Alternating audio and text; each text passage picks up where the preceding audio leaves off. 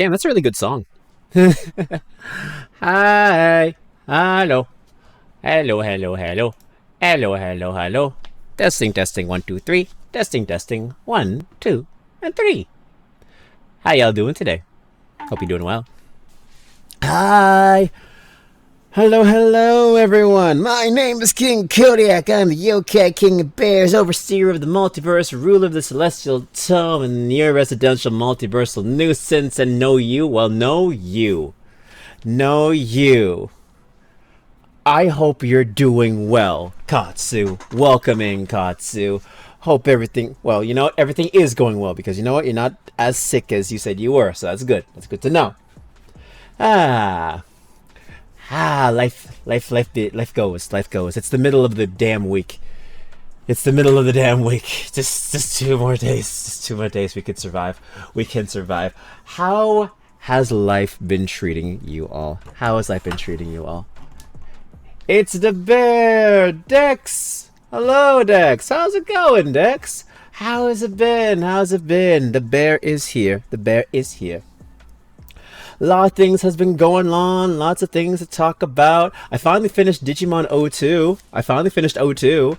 And now I'm on Tamers. I saw the first episode of Tamers just yesterday.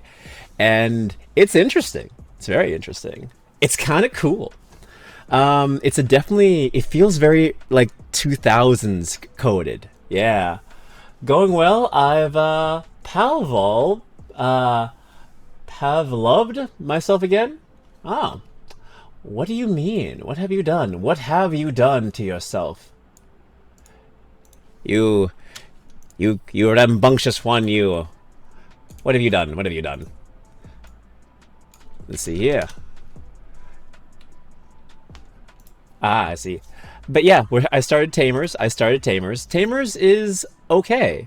It's very different than the other series. Like, I don't even think it takes place in the same world as the original O2. Oh, music's still playing. Hold on. It's very, like, it feels very disconnected. Where if Digimon is like its own separate like entity, it's like it's a card game, it's an entertainment like franchise. It's very like feels similar to our world, you know, where it's like it's just a game that people play. It's just a card game, a video game, just a little thing like that, you know? And they don't make any reference to the old series, you know? Not at all. Not at all, actually. Which, you guess you can consider this like a reboot kind of a thing? Because in the original 0, 1, and 02, Digimon are just like open knowledge now. Digimon are just like completely open knowledge. And people are like trying to like tap into like that technology. They're trying to go into the digital world after like 01 ends and 02 starts. So yeah, a lot of it's very cool how they did that. But in Tamers, it's completely just like non-existent. Adventure and 02 were the only directly connected ones, except Tamers was connected to the Wonder Swan games for a spoiler reason. Wonder Swan games. I've never heard of the Wonder Swan games. I started streaming Tales of Symphonia, and I was listening to my liked songs on Spot. That's very epic music. Okay, it's a little too epic. Yeah, we'll do with this one. There we go. All right. But yeah. One of the songs on Spotify and at the gym and reacted real weird to Symphonia's opening. Oh. I mean, what were you having like a nostalgia trip? Were you locking into the sound of Symphonia's opening? That sometimes happens to me when I'm in the gym listening to music. I'm just like, oh yeah, I'm really feeling this. I'm like fucking shook. I'm really feeling it. And I just turn into an anime character sometimes, and I'm just like, oh, I gotta remember I'm a normal person. I gotta remember I'm a normal person in the gym. The Wonder Swan games are Anthode Tamers and Cathode Tamers. I'm gonna look up what that is. But yeah, those. So 02, so 01 and 02 are the only connected games. Okay. Oh. Is this like... This is a... Huh. It's a... Oh, it's a WonderSwan, the WonderSwan game console. I'll... it's safe enough. Yeah, I'll screen share it. Hold on. Let me just screen share this one real quickly. They're bad and everyone hates the connecting point between anode and cathode and tamers. Oh. Well, I'm glad I have no knowledge of this, because then I can just watch it raw and not have to worry about that. I don't need to worry about... Hold on, let me just screen share this. Boop.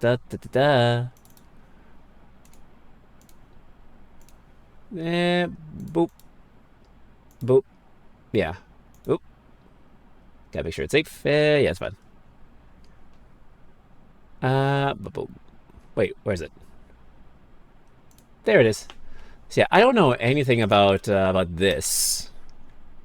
Oh, let me just... There we go. Oh, that's not it. There it is. Yeah. Huh. I've never even heard of the WonderSwan, which is kind of surprising. Since I'm old as dirt, I don't know what the WonderSwan.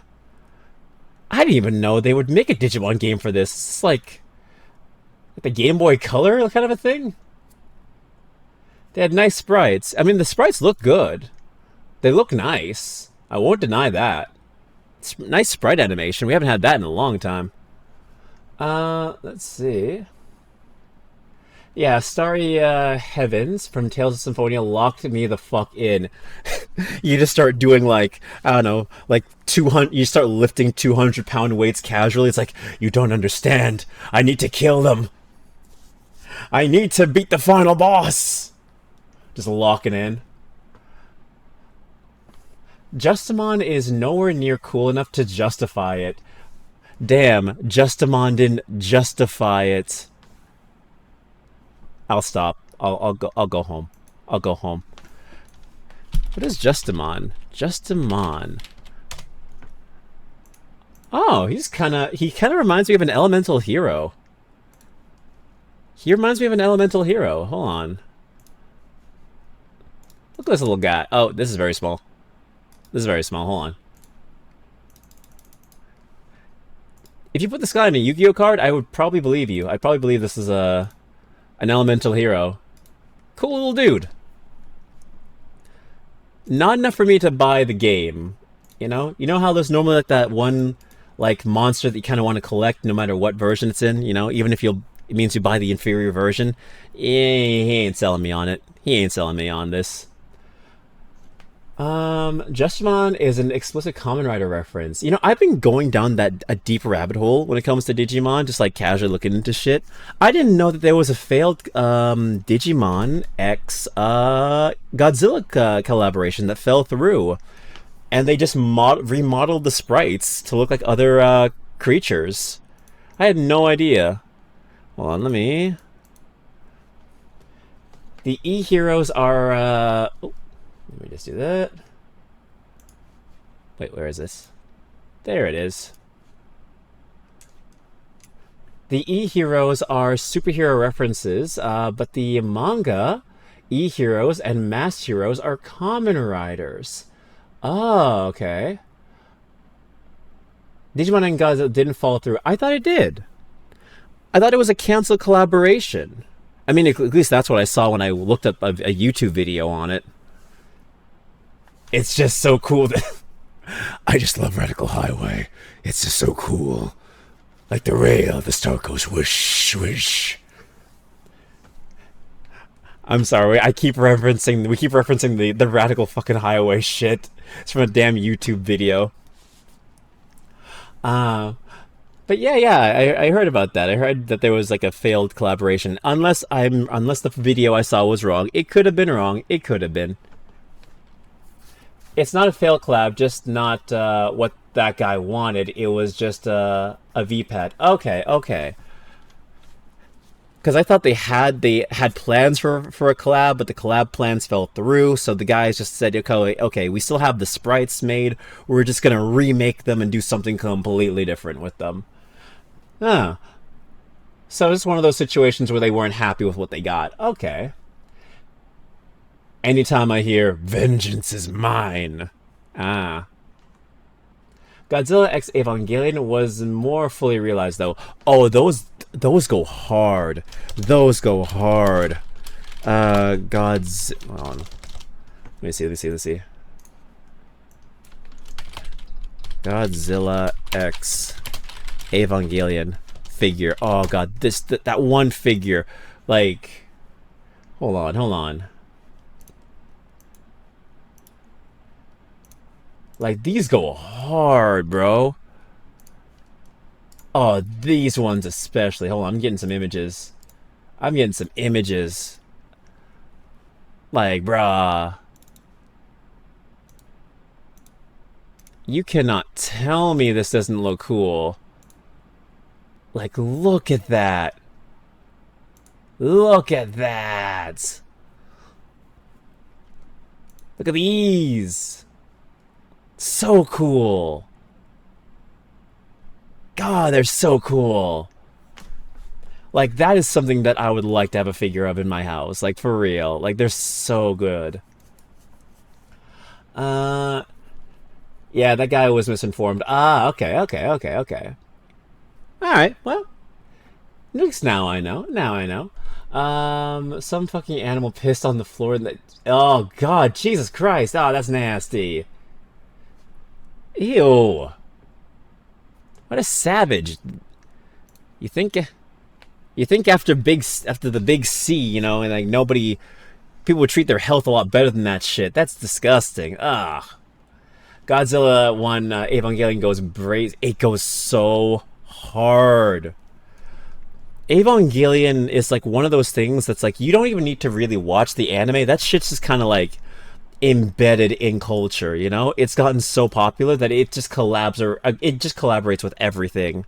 You could own a piece of Evangelion merch without even being an Evangelion fan. Just because of how, like, iconic it is and just how, like, embedded in everything it is. I was very tempted to buy Evangelion parts for my PC, but then I said, you know what? I'm probably paying a lot of extra money for a coat of paint and some fancy decals, when I could just be using that same money to buy something of a higher quality without any bells and whistles. Yeah, it is Yakuza 0. Yeah, it's Receive You, Tech Trance arrangement. Yeah. Let's see. I wonder if people conduct themselves at home the same way they do in public. Oh, they most likely do. They most likely definitely do. Probably worse, like... I was once at the airport and I saw some dude just straight up digging his nose, like digging for gold. And that I could guarantee you that dude's probably going to shake someone's hand and he's not even going to care. And I say, hell no. No. Oh, I know that much. The song is like Kiryu's main theme. Oh, okay. Yeah, Yakuza is a game that I'm just like very scared to get into. Yakuza is a series I am absolutely terrified to get into because that's like fucking 8 games and counting. And I'm just like, no. I am probably going to play one eventually, but I am also terrified of my lifespan if I play those games. Okay, here's why you shouldn't be intimidated. Okay. These weird little mole men piss on their own floors is all I can assume. Probably. They didn't learn basic hygiene, or they just didn't care. Ava and Gundam are series where just because of sheer exposure, yeah, most fans haven't even seen it in its original form. Yeah. And even if they have seen it, they might not have even seen the original. They probably just like watched the Amazon movies or some shit like that. I have yet to watch the Amazon movies. I've only seen the original series, which I thought was pretty okay. But I heard the movies were... Well, they go a bit deeper into things, and they expand on things, and they also have a new character that's very shoehorned into the movies, but, you know, is what it is. They needed something to keep people, I guess, keep things fresh. So Kojima still makes longer cutscenes. Oh, but that's not even a competition. I don't think anyone's having a pissing contest with Hideo Kojima to see who can have the longer cutscenes. That man's actively been trying to become a filmmaker for like what 30 plus years, and he's just pretending to be a game designer at this point. Yeah, Yakuza is one of those series I own the entirety, the entry point to, but never actually shot at. Yeah, same here. Yeah, I've had Yakuza Zero in my Steam library, got it for free off of a free promotion, and I just never opened that game once, and I've had that shit for over like 6, 7 years. Yeah. Damn, this playlist kind of fucking. I got Run Back City, intro from Street Fighter 6, the Evo mix. Hell yeah. Nice, nice. Let's see. Yakuza looks intimidating if you don't try to complete all the extra stuff. It's not horrendous. Okay. So just ignore all the bullshit. Just play it like an actual, like, video game. And don't try and be a completionist. So don't try and be a Katsu and try and complete everything. And you'll be sane. You'll have your sanity. Gotcha. The Vengeance movie fucking blows, but the mobile suit designs are cool. The Vengeance movie. The Vengeance movie. Okay, okay, let me look at the Vengeance movie. So, Evangelion Vengeance.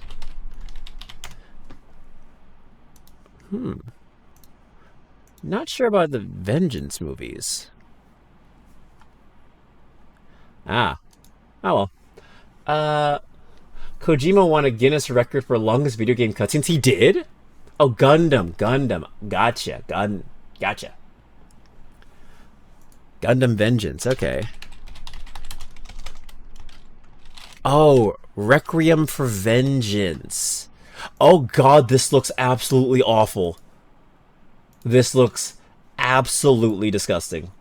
This looks bad. This looks bad. Oh god, this looks bad. We were talking about Gundam? Were we? Thought we were talking about Evangelion. Oh, I thought we were talking about Evangelion. Oh well. Let's see. But Yakuza is story driven, but has good pacing at which you can run through the story and consistently adds more things to do between the breaks in plot. Ah, gotcha. But no, I will show this because this looks like absolutely god awful. Oh, that's not it. That is the wrong thing. Whoopsie.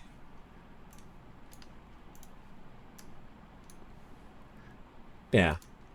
This looks terrible. This looks terrible.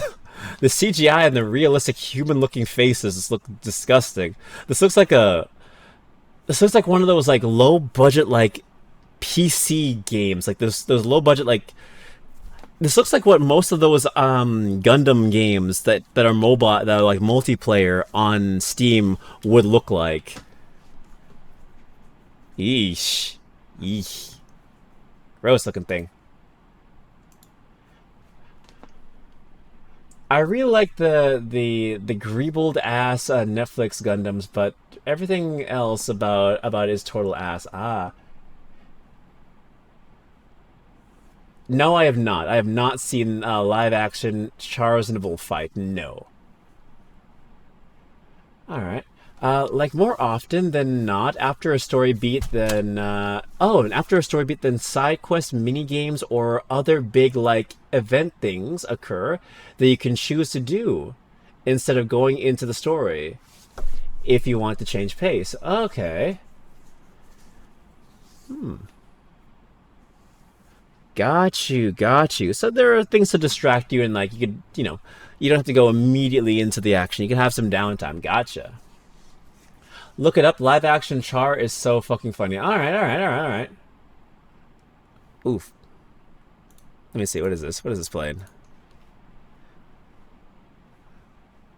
Let's see. I'll switch that up. There we go. That feels more nice. That feels better. I'll look up that fight. Let's see. Let's see. Chargeable fight. Live action chargeable fight. For context, there was an American-made Gundam FMV game. Okay. Not a fight, just a dude. Oh, okay. Oh, I think you mentioned this once before. Who said fight? Oh, okay, that's my bad. I saw right as fight. That's my bad. That's my bad. Oh my god, that's my bad. That's my bad. That's my bad. You did not say fight. That was my brain. That was my brain. All right.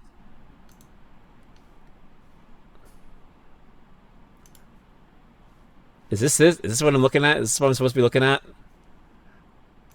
Wait, hold on. Hold on. Hold on. Is this it? Is this it? This dude? Hold on.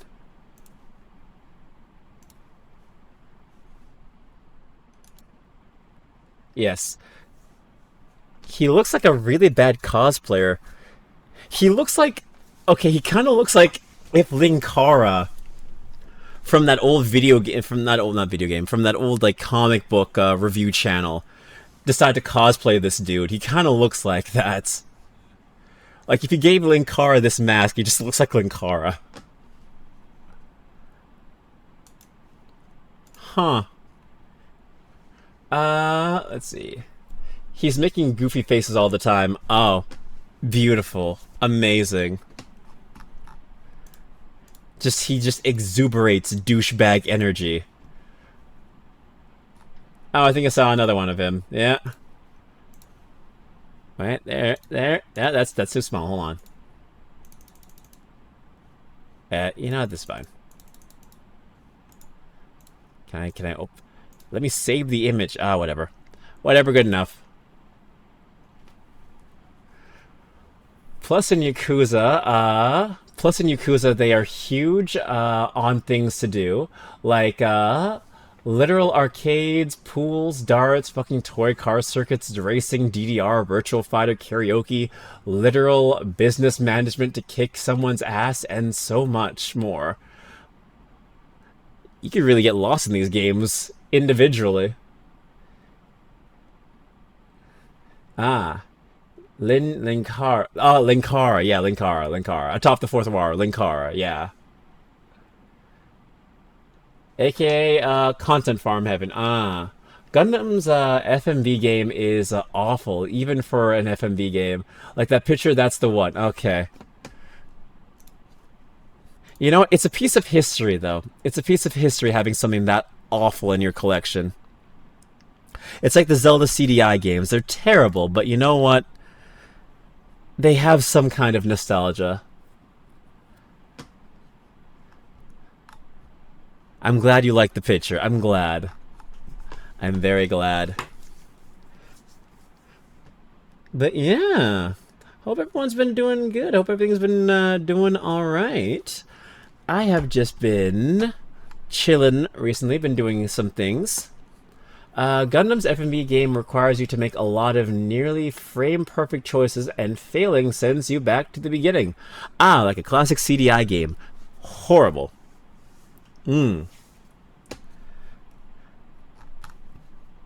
Also, in terms of gaming, you guys know that, like, Soulja Boy apparently made a new, like, video game scam console? I don't even know much about this whole thing, but, like, apparently he made, like, he's been making, like, scam video game consoles for a long time, and he made a new one. Like, Soulja Boy, game console. I don't even know what the hell this thing is. Yeah, he made some kind of, like, shitty-ass, like, console or some crap. He released his own game console. Hold on. Yes, we knew about the Soulja game. Y'all knew about it. I knew he made those. But I didn't know he made another one. It's literally just like a what is this? He didn't make anything. He remarketed AliExpress garbage. Beautiful. selling it for like $200. That is literally, yes, you're right. It's AliExpress. Hold on. Wait, hold on. It's literally just an AliExpress. Yeah, the Soldier Game Flip. It's like 20 bucks on AliExpress. For real? Yeah. The Soldier Game Flip. Discover the Soldier Game Flip, the ultimate handheld gaming console endorsed by Soldier Boy, designed for gaming enthusiasts who crave high-quality performance on the go. This sleek device combines cutting-edge technology with a robust library of retro modern games, offering an unparalleled gaming experience with intuitive controls and long-lasting battery life. Stay immersed in your favorite games for hours. Join the gaming revolution and elevate your entertainment with the Soldier Game Flip, boasting premium craftsmanship and exponential value. Own it now and step up your game. This is terrible. This is terrible. It's like when like people sell those like really high quality like Game Boy Advance or like Game Boy Colors for like $200, and it's like, bro, that's clearly like, I mean, I get it, kinda like nostalgia with the high tech, like not high tech, but like an HD screen is nice, but like it should not be that much money. Not at all. Well, you know what? Hey, if people are talking about it, people are buying it. So you know what? He's getting his bag in some way. He's scanning the system, flipping like some like AliExpress shit. But you know what? Hey, he's getting his bag. People be buying it. It says a lot about society, I guess. Remember when Soulja Boy randomly started beef with Randy Orton? For no reason? No, I do not know. I do not know about that. I know for some reason when celebrities or rappers or like musicians in general don't like do anything for like a year plus, or like they fall out of touch with like the media, they just start causing beef with everyone who is. It's some stupid shit, but you know what? Hey, welcome to the industry, I guess. People be petty for stupid reasons. I don't know. Shit's dumb. Shit is dumb. But yeah. In other news, I did say before that I saw Weapons, and Weapons was a very big letdown for me, especially when I was watching like horror movies for Halloween and shit like that. It was a movie I really, really did not like. Don't think there was even a reason Soulja Boy did that. He just did that for doing that. Again, like I said before, like when you get popular and when you're just like, you fall out of touch with that like fame, you just start causing beef for the sake of like relevancy. You just want to start a fight with someone who's popular so you can ride that wave. So people start remembering you again. It's like, oh yeah, I remember Soulja Boy. Yeah, I remember that dance. And then, yeah, it's just beef for no reason. But yeah, I watched Weapons, but Randy Orton? I don't even know who Randy Orton is. Who was Randy Orton? Randy Orton. Oh, this dude. This like wrestler dude. Why the hell would he have a fight with... Why would he start beef with this dude? There's no reason to start beef with this dude. He's not even in your same, like social circle. What is a rapper starting beef with an MMA fighter? Or not an MMA fighter, sorry, a WWE wrestler. What's the purpose of this? What is he, did he make fun of his gains? Bro, I would not be fighting that. I would not be starting beef with that. It ain't worth whatever bag he's thinking he's getting out of that. Who's gonna think you're cool for randomly picking up internet? Yeah, slap fights with a wrestler. Imagine if Randy Orton recorded a diss track in response. He doesn't even need to. Like, with what this man is capable of, he just has to look at him intimidatingly, and Soulja Boy run away. There's no purpose. I don't know, constant internet slap fights, so dumb, so dumb. There's no purpose for it all. Again, it's just to try and get some notoriety. But yeah, like I said before, I watched Weapons. Weapons is not a good movie. It's not a good movie. I mean, it's not for me at least. Randy Orton is like 6'5" or something. How tall is Soulja Boy? How tall is Soulja Boy? He's probably like 5 foot, like 12, isn't he? How tall is he? I don't know how much that is in feet. Okay, he's 5'6". He's 5'6". Not 6 foot. Yeah, he's not 6. Yeah. Oh, 5'6", 5'12" is 6 feet. Listen. I don't know. I don't know. Well, that's my bad. Oopsie. But yeah, he's 5'6". No, no, don't start fights with someone who's 6'5". Don't start a fight with someone who's 6'5" and a body and some kind of bodybuilder. Canadians and their resistance to the imperial system. You Americans do things backwards, alright? The metric system. The metric system. It's Celsius, damn it, not Fahrenheit. It's easy to understand. 0 is 0.0 for cooling, alright? Everything higher or lower than that is cold or hot. But, you know, it's 100 degrees outside. Bitch, why are you alive? Bitch, how are you not dead? 100 degrees. Fuck out of here. Don't start fights with 6'5" guys who got who get hurt for a living. Exactly. If they do this shit for a living, if they know how to take a dive and punch you out, don't do that shit. 5'12" is like saying noon o'clock. I mean, it's high noon, man. It's high noon. It's high noon. Well, man, something wrong with being 5'12"? Okay, my ignorance on math and basic like numbers aside, okay? Alright. I hope everyone had a good Halloween. I hope everyone had their cheap Halloween candy and all that shit like that. I forgot to mention that on the Saturday stream. But yeah, I also started I got so fed up with like Weapons that I said, you know, fuck it, I'm just gonna take a chance and watch something from Marvel, and I watched Werewolf by Night. And honestly, Werewolf by Night was pretty good. Like, I know a lot of people really didn't like Werewolf by Night for some reason, and I get it. It does kind of have that campy, like, Marvel-y humor near the end, but I kind of appreciated what they were doing. Like, it's a very, like, old, like, styled, like, classic horror story that they tried to tell. And, you know, people did legit die in it, and people legit got, like, maimed.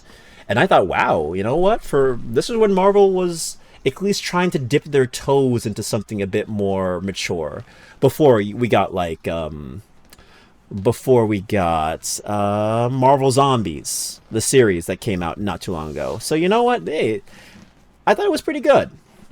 Is it campy? Yes. Is it jokey sometimes and suffers from the Marvel humor?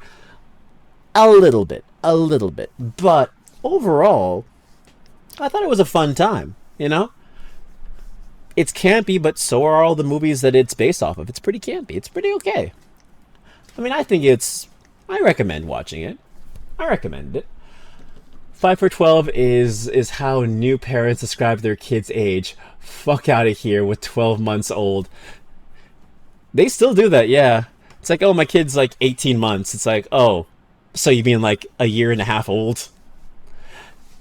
I mean, yeah, they'd be doing that. 24 months old is kind of wild, though.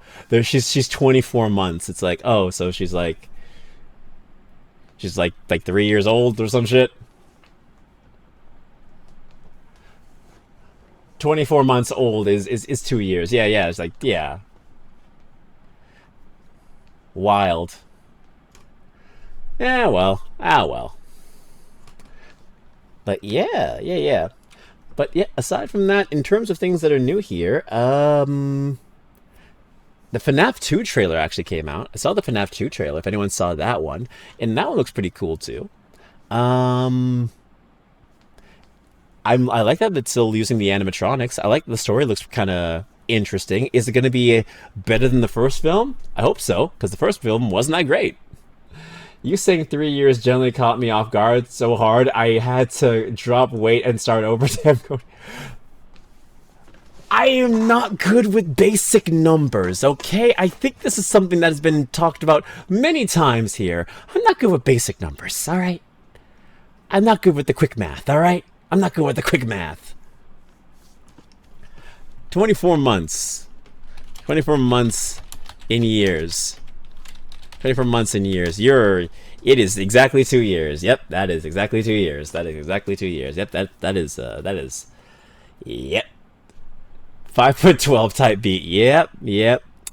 As I said, numbers was never my strongest. It's too. I get you. I get it. All right, brother, come on.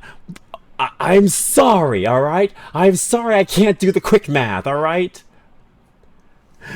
I wasn't born smart with numbers. I'm okay with words, but not numbers. I'm sorry. A year is 12 months. I know a year is 12 months.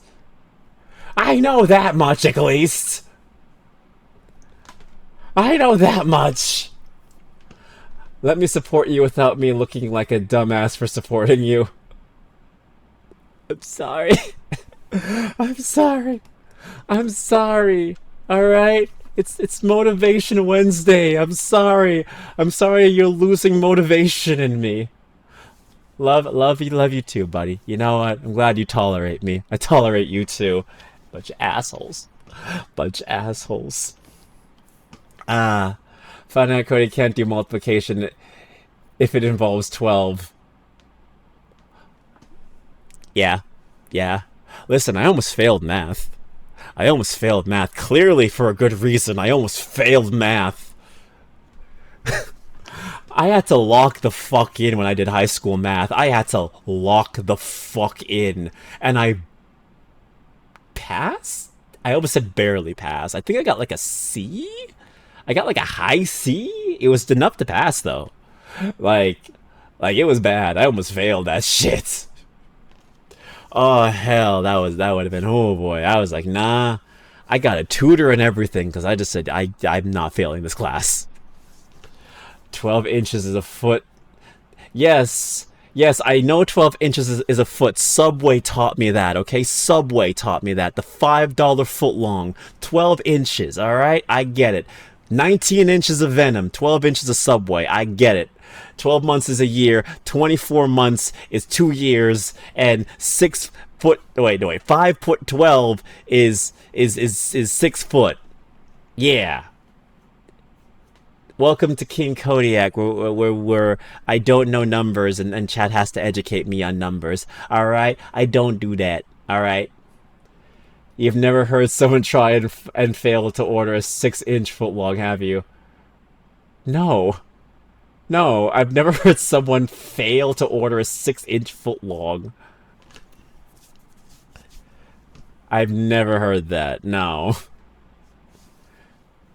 That'd be half a sub, 6 inches. Alright. Alright. But yeah. In other news, since I kind of want to talk about this, like, so they did the casting for the One Piece live action. They finally did they did more castings for One Piece live action. A fucking 6-inch foot long. But yes, they finally casted Ace. In One Piece live action, and it's actually the kid from Cobra Kai, and also he was also in Blue Beetle. They actually got that guy. I think his name is Zolo or Zolo. I don't know how to pronounce his name. I'm so sorry. But live action, One Piece live action. Yeah. They got this dude. They got this dude. Hold on, hold on. Hello, Rose. Hello. Hi, Rose. Long time no see. How you doing? The chat's bullying me because I don't know numbers, and justifiably so. I don't know numbers. How you doing? I was thinking about you just a few days ago, actually. I hope you're doing well. Not a few days ago. I was just thinking about you today. Hope you're doing well. Zolo doesn't play Zoro.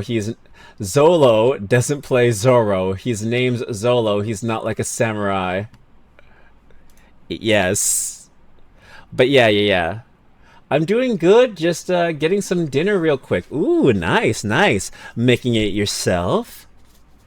I know you're a good cook. Zolo doesn't. Okay, hold on. Let me see if I can fucking wrap that shit. Let's see if I have enough points in that stat. Zolo doesn't play Zolo. He's named Zolo. He's not a. Okay, fuck that. Fuck it. We're not doing that. Nope. Burgers King. Ah, Burger King. Oh, Burger King. Ew. Why Burger King? Ew. Go to Wendy's. Go to Wendy's. Go to Wendy's. Get Wendy's. That's not an option. You go to Wendy's now. Hell no. Burger King is like the bottom of the barrel kind of like burger joint shit. Listen, I'm sorry to gaslight you like this, but come on. Nah. The last time I had Burger King, that shit tasted foul in my mouth. That shit tasted foul. McDonald's is infinitely worse than Burger King. I would argue against that. At least with McDonald's, I can stomach that shit. I taste the condiments and the shit they put on it more than the actual patties, But with Burger King, I don't want to taste the meat. It just feels nasty when you're munching on that shit.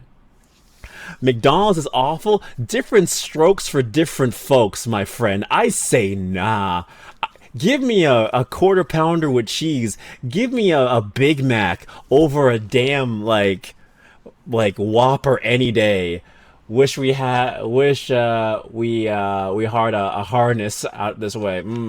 Nah. I eat Wendy's way too much. Okay, so at least you're cultured. At least you're cultured. At least you know that girl that she makes good meat. All right, that redhead makes good meat. How to harness. I see the error. I like that everyone thought I was doing a rap and not like the pirate rap. No, I had a feeling you were doing the pirate rap.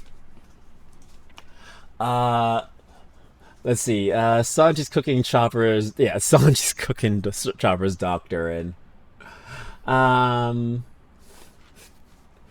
Wendy's is probably the best of the three main ones. Yes, I can agree with you on that. We can agree on that one.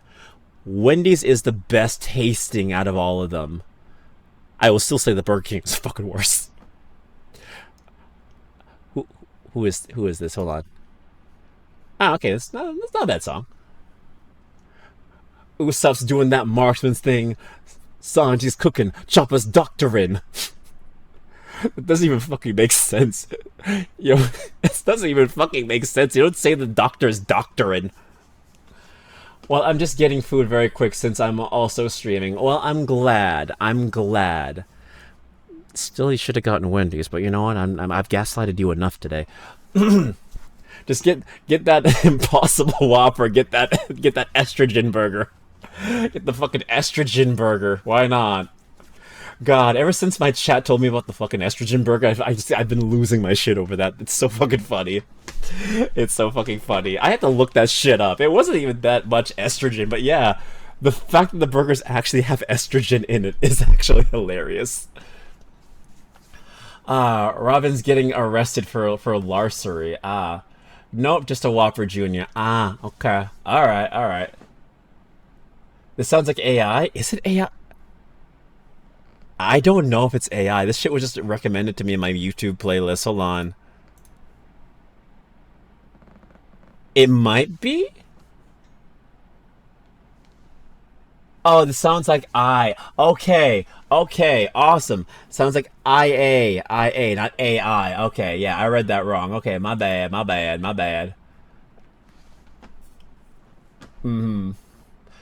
Soy doesn't have any estrogen. Then soy does have more estrogen than most stuff, but not nearly enough to fuck with hormonal imbalances. Okay, okay. So it's not, don't worry, boys. It's not gonna change. It's not gonna fuck with your genetics. You're fine. You're right. You're fine. You're fine. You're fine. You could eat the Impossible Whopper. You'll be fine. I remember someone in my chat was afraid of eating the burgers because of that, and I'm just like, I don't think it's that bad. I don't think you're gonna. I don't think you're gonna start like changing because of that, bro. The fear mongering would have to extend to soy sauce if any of those people weren't just grifting. Yeah, the booby burger. Yes, yes. You just look out. You look like Stan Smith after he injects himself with a bunch of like steroids. He has the giant ass double D's. Like, how did you get those? What did you do to yourself, Dad? Oh, I ate 20 Impossible Whoppers all at once, son. Also, sorry for taking so long on our comic dub. Been busy also waiting for my Ragatha to send her lines in. Oh, it's no worries at all. I mean, I was thinking about it, but I was just like, nah, I mean, you got your own life. You got your own things to worry about, you know?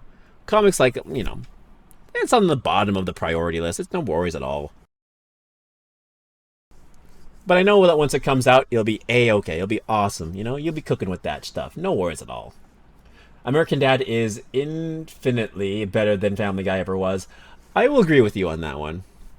Like, where Family Guy had its ups and downs, I almost said King of the Hill, fuck. No, American Dad has been consistently pretty good, like pretty average, I'd say. Like they got their bangers when they got their misses, but you know, most of the time it's pretty good.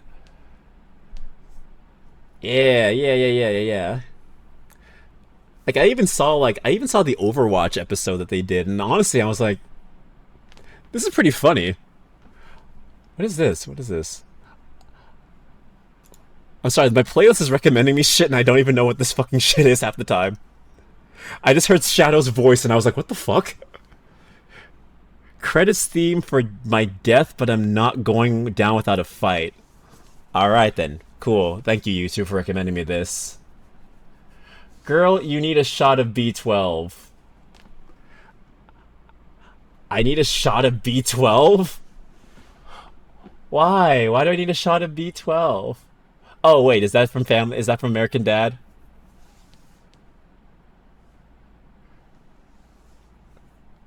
I feel like you're all saying American Dad jokes, and I'm completely missing it. I had the episode with the cyborg stand from the future on my iPod Nano when I was a kid. Oh, I remember that one. He's never heard a shot of B12. You got to go listen to it. All timer a boy band song. Oh, go listen to it. Okay. Damn.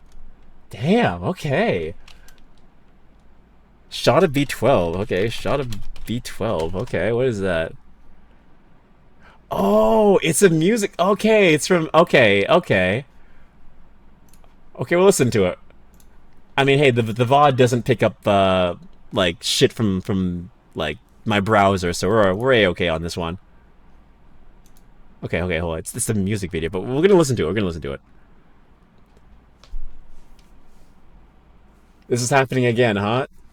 What? Oh, me getting distracted before I actually play the game? Yes.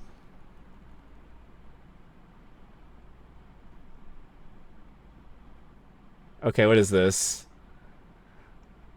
American Dad has had multiple Steve songs that went hard.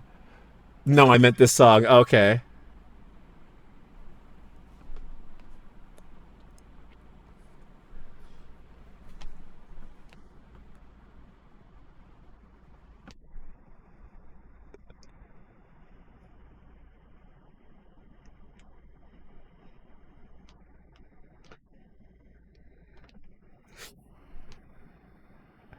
Jesus, he's such a good singer. Like, Steve Smith is a professional singer, you know? His voice actor is a professional singer.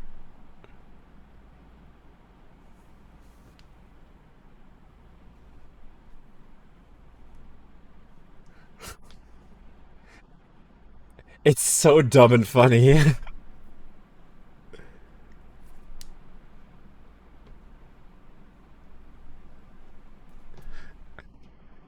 He's such a good singer. It makes no sense.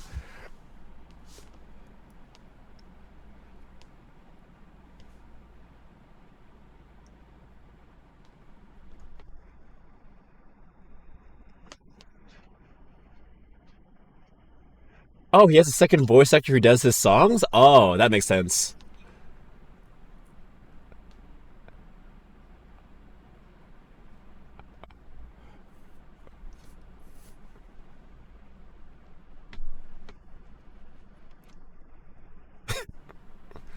Well, thank you for educating me. I actually didn't know about this.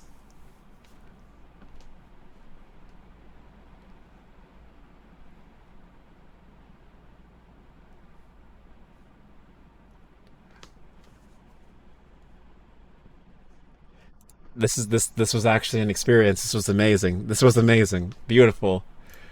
I didn't even know this song existed. All day. Oh. One verse, three chorus, and multiple roll calls. All time song structure. No notes. Damn. Damn. Girl, you need a shot of B12. Okay, that's gonna be in my head now. Thanks, guys. Thanks, guys. Okay, great. I'm gonna be at work just like mumbling this to myself like a damn idiot. Beautiful. Uh, well, if you want another song to vibe to Ghost Food Moe Shop. Oh, I know Moe Shop. I know Moe Shop. I am educated in the ways of Moe Shop. Alright. You're welcome, yes. It's a stim for me, too. Yeah. For real, for real. Just taking my vitamins like, girl, you need a shot of B12. So dumb, so dumb. Yes. I haven't watched like American Dad in like so long because I don't like watch like cable television. I haven't watched cable television in, like fucking like over like not 7 years. I haven't watched it in a damn long time. A good few years. Girl, girl, you're gonna feel a little prick. You need a shot of B12. You know? Ah, damn it. Damn it. Watch I just do a sorry. Watch I just do a fucking cover of this song out of nowhere, just like randomly drop a cover of B12. It's like, huh. Just came out of nowhere. I don't know what. I just had this urge to do the song cover. I don't know why. All right, Moe Shop, Moe Shop, Ghost Food. All right, I see you. American Dad always hits different. Yes, it does. My father got that song stuck in his head. Beautiful, beautiful. This old. I just imagine this old man just humming some R&B style track in his head, some boy band-esque song. Oh my god, I will do it with you. My god. Oh my god, that's. Ah. Okay, fine. I'll consider it. I'll consider it. I'll consider it. I'll consider it. If it's still in my head by the end of the week, I'll consider it. I'll consider it. I'm already a part of like 2 song covers. What's another one? I will be your B8. Old brother, my dad is like 20 years older than I am. Yeah, an old man. An old man. An ancient man. No one asked, but I'm in. Ah, I see, I see. We all just have a chat sings fucking B12. Beautiful. Amazing. Amazing. Amazing. Well, yeah. I now learned I need to watch more I need to... God, I keep singing King of the Hill. American Dad. To be honest with my family, that might as well be ancient. Yeah? It's okay. It's okay. We all reach that age where we're just like, damn, I'm old as fuck. Once you get the senior discount, then you should accept that you're old. It's okay. That'd be the funniest thing we could do as a community. I don't even know how the fuck that would even work out. Just chat sings like B12. Have no idea how that would work out. We'd find a way. Life finds a way. I'm looking forward to this. Ah, yeah, sure, sure. No guarantee this is gonna happen. Consider this pillow talk. No, I meant we all die before 60. Oh. Oh. Hopefully that doesn't happen. Hopefully that doesn't happen. If not, I will find you and I will do some seance shit to bring you back to life, alright? Simple enough, alright? Not even death will stop me to bring you back, my friend. Like fucking Full Metal Alchemist, you know? I'll fucking find you. I'll fucking go to that white spot, that white space, and I'll drag your soul back. No, no, you are. If I have to suffer through this shit, you suffer with me. You are coming back to life, whether you like it or not. I am not giving you a choice. Make sure Sarah follows the pact. If I die, she must die too. I have to make sure she dies? Like, if you die, I have to make sure your friend follows you? I gotta, like, make sure she's offed? It's like, hey, Sarah, that's a nice bottomless pit right there. You mind looking down real quick? Yeah, I don't know. Let me just push your reel down. Okay. She and I have a... Okay. Well, then, you know what? That's how you know you're besties. That's how you know you're besties, when you have that kind of shit. Rose, how come we don't have an unalive pact? You must live, that's an order. Okay, Lelouch. Yes, you will. So you must kill her. God damn it. I didn't agree to this. I didn't consent to murder. Fine. Fine, if she chickens out, fine. For legal reasons, that's a joke. If anyone's watching, that's a joke. If Twitch is watching, that's a joke. If any federal agents show up, that's a joke. Yeah. Don't worry. I'll be sure. I'll be sure to throw her down the lava pit. Like what's his name? Like Obi-Wan did to Darth Vader. I'm trying to find Anakin Skywalker's name and I couldn't figure it out for a second. I'll throw her down the pit. Yeah. Yeah. Anyway, she has already said if I die before her, she'll bring me back. Well, there you go. So, let's see what happens first. She brings you back to life or I get her first. Animan Skywalker. Yeah. Animan Skywalker. Yeah. He's the Skywalker that's obsessed with anime. It's a race. Yeah. It's like one of those, it's like the Emperor's New Groove, you know? It's like, Cusco's trying to get cured and Yzma's trying to kill Cusco. Yeah. She's the llama, I'm Yzma. I'm trying to get her. Which is faster, your resurrection or my knife/gun? It's like a D&D fucking shit. It's like, I cast resurrect. Okay, yeah, well, I cast gun. Who has the higher roll? Ever seen the Star Wars Death by Death Note artist? Oh, never. Oh, sorry. I almost said that was an alphabet soup in my mind. Ever seen the Star Wars art by Death Note's artist? No, I will look that up. I will look that up because that actually sounds kind of hard. Oh shit! I was talking about the One Piece shit. Yeah, you guys got me off track. Oh fuck. Let me look at this. Holy shit. Oh yeah, I have seen this. It goes really fucking hard. This shit went really fucking hard. Like, hold on. That's... Someone made a figure of it, but I'm looking for this. There it is. Man, remember Platinum End? Because I try not to. Thankfully, I forgot what that is, if I do know of it, so yeah, I'm free from that one. Hold on. Yeah, this shit goes hard.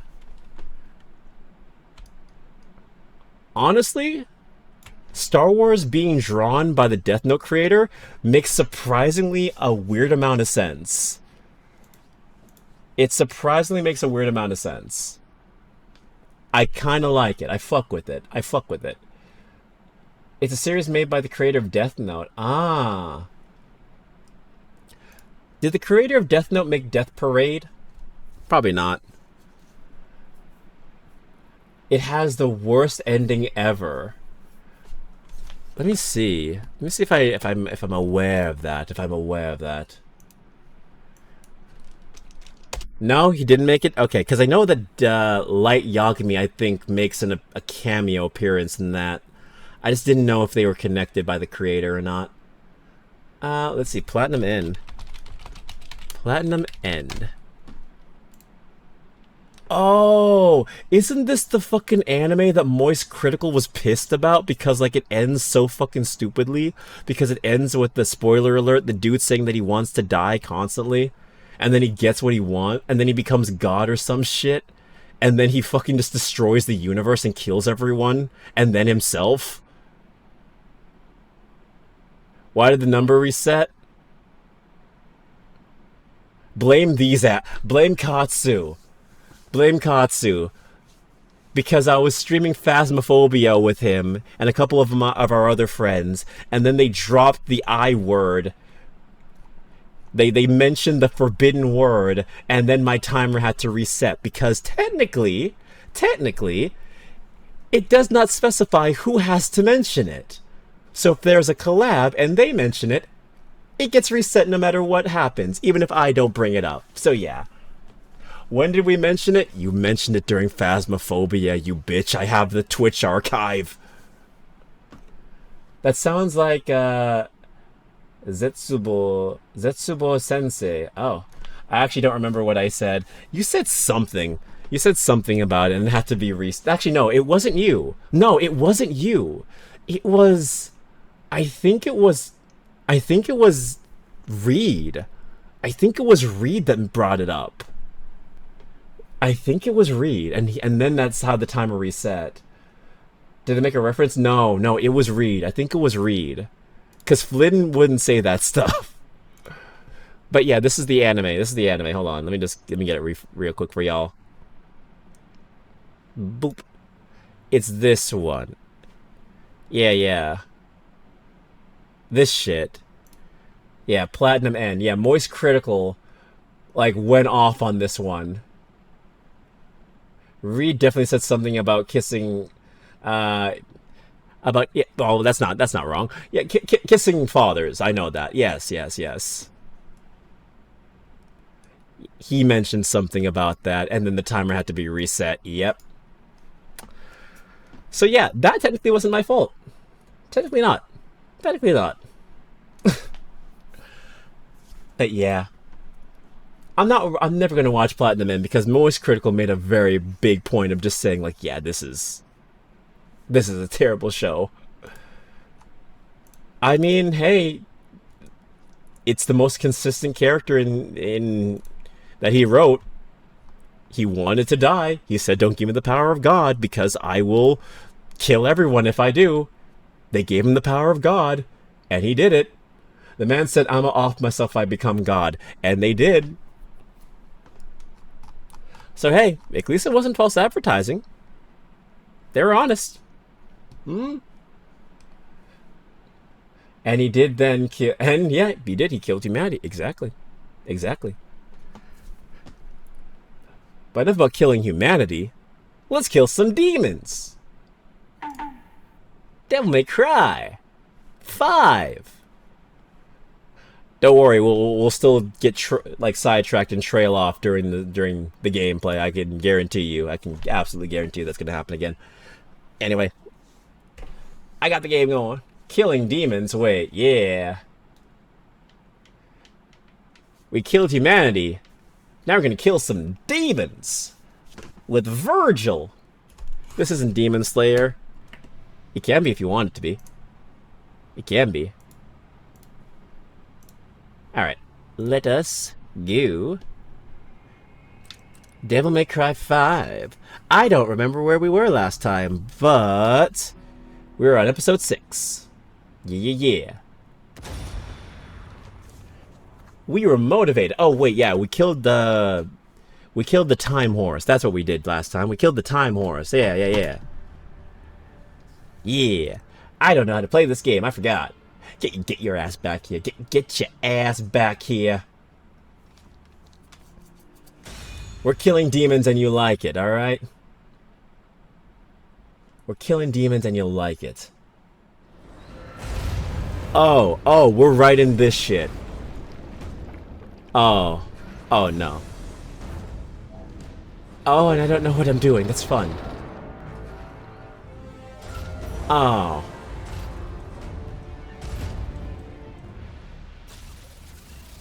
Hey, I don't think you want to talk about this? No? Okay, fuck. Okay, fine. But there are no flashbacks of their trouble past here. Nope.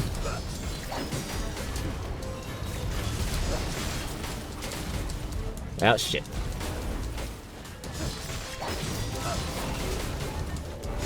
I mean, that was the biggest complaint people had with the Demon Slayer movie, is the fact that it was nothing but flashbacks, when it's like, well, it is the final arc of the movie, so, like, it is the final arc of the series, so it is gonna have a lot of that.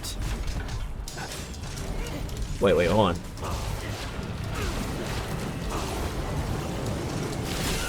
Ah, shit!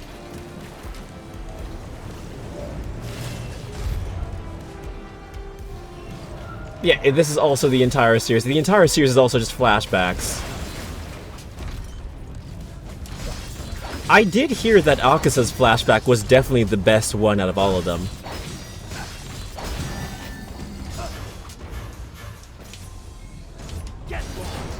Oh shit.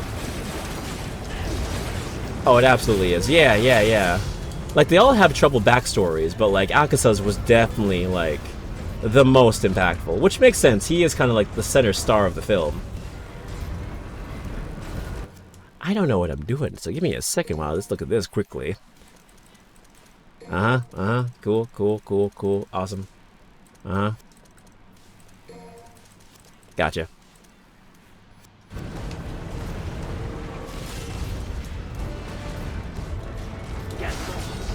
But it doesn't save. But it doesn't save from complaints. No, I've still have yet to see the movie. But then again, I haven't seen 5 seasons of Demon Slayer, or have had time to do that. So that's not gonna happen anytime soon. By the time I've actually caught up with Demon Slayer, the movie's gonna be available on streaming. It probably is gonna be available like by November, mid-November time. Give me a reason, brother. Hey man, we're watching Uma Musume, so hey, if you want that to be the next thing we fucking do, is we just fucking binge Demon Slayer, I'm game.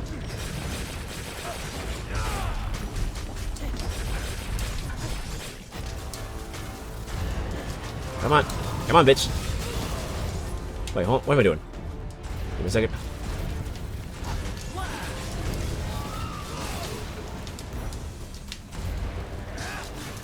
Come on. Damn it. Now we have to put Demon Slayer after trashy anime that comes after Horses. That trashy anime that comes. Oh fuck! I forgot that one. I was hoping I could have escaped it. The one with the. Yeah. The Aristocrats. I'm just gonna call it that so I can avoid the timer. The Aristocrats. The counter, I should say. I forgot how to devil trigger. Give me a second. I'm sorry. This is very embarrassing. I forgot how to devil trigger. It's been that long. There he is. Thank you. There it is. There it is. Now I feel better. You agreed to domestic girlfriend. I did. I remember. Okay, I remember agreeing to domestic girlfriend. I am not happy that I agreed to. Oh!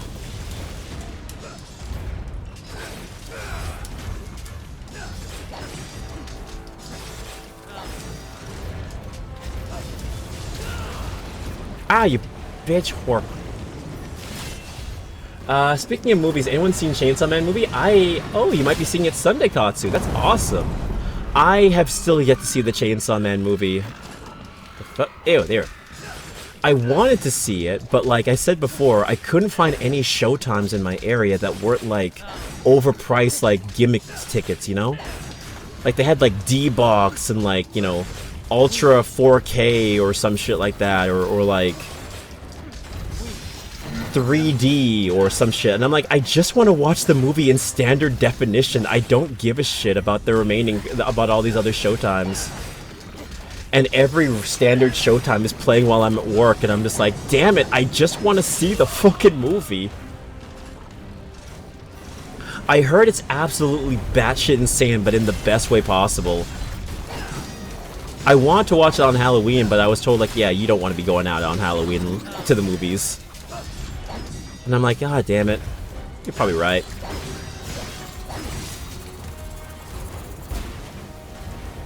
I don't like the idea of having to go somewhere to see the next part of something I like. I agree with you. I do definitely agree with you. I think it's a give and take because, like, number one, like, they do have the movie budget, so it's going to look amazing. However, the drawback is you do have to spend extra money just to see it in theaters. And you do have to worry about seating arrangements and all that extra crap, you know? And it's clearly a way for the studio to make some extra bucks, you know, because pirating anime is very easy, but, like, pirating a movie is, especially one that's still in theaters, is a lot harder, unless you want to watch it in absolute shit quality. No one has movie theater, like, etiquette or like, tact anymore. It's terrible. Also, don't forget you can charge your Shin Devil Trigger by holding your Devil Trigger button. Ah, okay. Gotcha.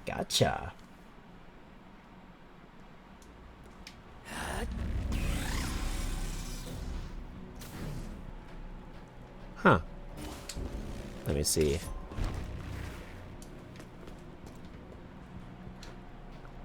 Forgive me, I am still trying to remember half the shit I was doing. I used to be so good at this. Hold on. Provocate. Oh, I need to have Devil Trigger to... Oh, okay, gotcha. I have to consume it. Understood.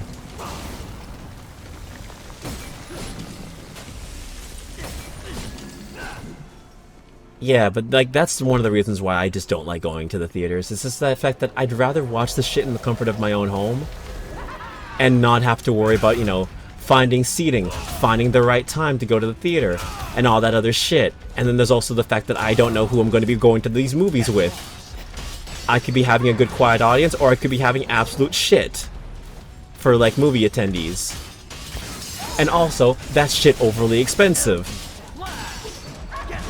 Movie theaters out here charging $10 for a large popcorn when I can make that shit at my own home for free. And I know how to make movie theater popcorn. I cracked the code a long time ago.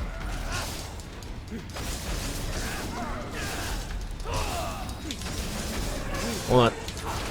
There it is.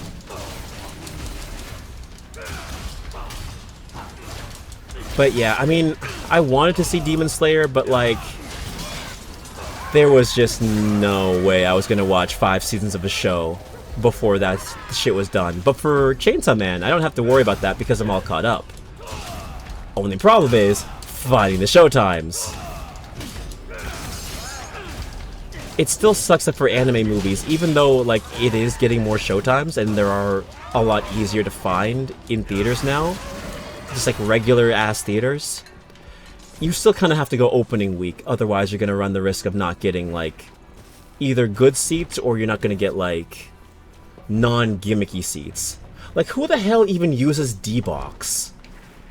Who the hell even, like, goes to a movie theater and says, yeah, you know what, I'm going to pay the 20 to 30 bucks just so I can see a movie and have my chair shaking violently during the film. Oh, it's so immersive. No, it's annoying. I don't want to be fearing that I'm going to choke on a kernel every time there's an action scene happening. Because my chair decided to have an actual seizure. Seizure. I'm sorry, I just really hate D-Box.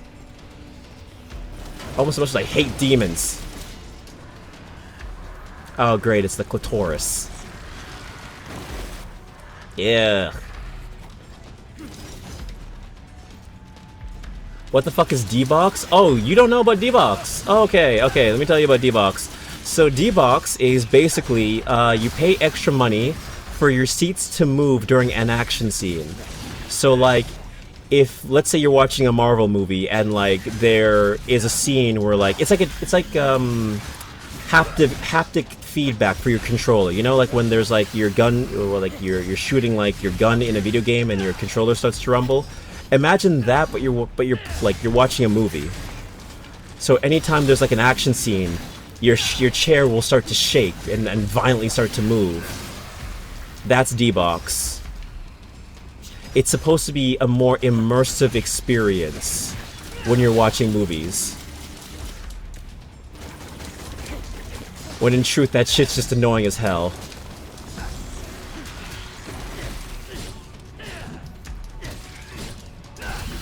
So yeah, imagine Chainsaw Man. Imagine the scenes in Chainsaw Man and how action-oriented those are and how crazy those scenes can get. Now imagine you're sitting in a chair and every time that action scene is happening, your chair is violently moving to match Denji's movements. It's absolutely annoying. Newfangled shit-ass gimmick. Last time I went to a movie was Lucy. Ah, okay. Yeah. I found out about D-Box like 3 years ago, and I was like, I don't care to spend money to see that. I don't care. I am not paying that much money just for that shit. And I think there are also some movie theater experiences now where, like, they have, like, mist playing. Like, they have, like, mist machines and, like, water that sprays on you or that kind of shit. When there's, like, a scene like that happening. Like, actual smell-o-vision kind of shit.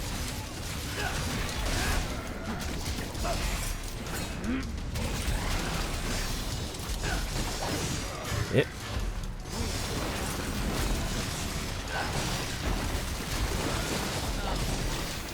Come on. Finding it. Finding the mojo. But yeah. Definitely would not recommend doing that. Yeah, spend more money to make your experience worse. Exactly. But you know what? It's still around. So people are definitely buying it, I guess. Or it could be like one of those situations where, like, the only showtimes that the theater is giving you are the ones with, like, gimmicks you don't want. Because that happened to me with, like, with Ant-Man, when I tried to watch that movie in theaters. Like, I had to watch it in 3D, even though I fucking hate 3D. Because no other, like, showtimes are available in standard definition.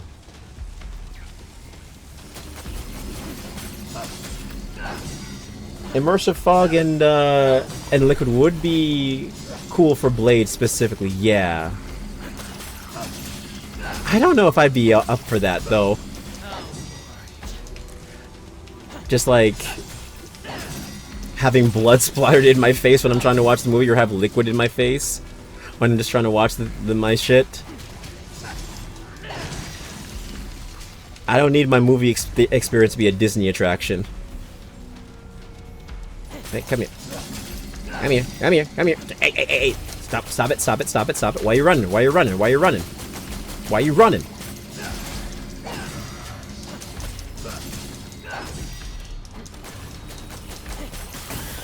There you go. Yeah.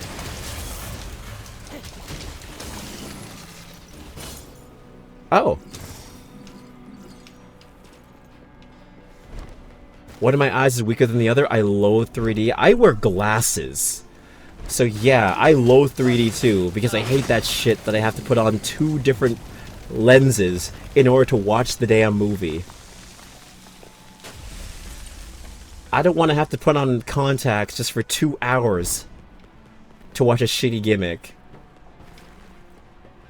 A gimmick that, mind you, should have died in the early 2010s. Because that's when they were really pushing 3D on you. Kill Bill with the real fake blood splatter would go insanely hard. Like, imagine they have to, like, give you a warning that it's the splash zone, so please, like, don't wear anything white or that will stain easily. I mean, hey, if I knew that's what I was paying for, maybe. but I'm a firm believer of I just want to watch the damn movie. The only theater experience I need is popcorn, a drink, and my butt in the seat. Oh, no you don't.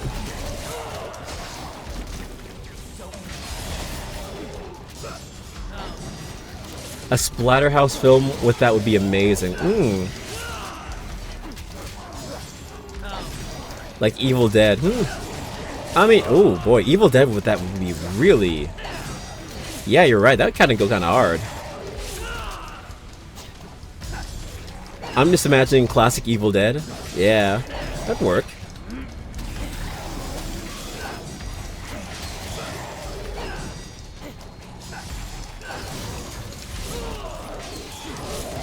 Hey, stop it.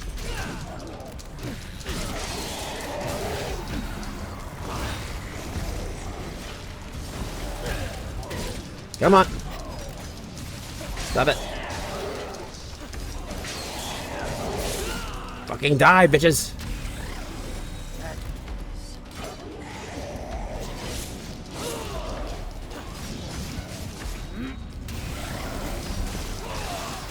Notice I'm picking movies where immersive gimmicks would be at least neat.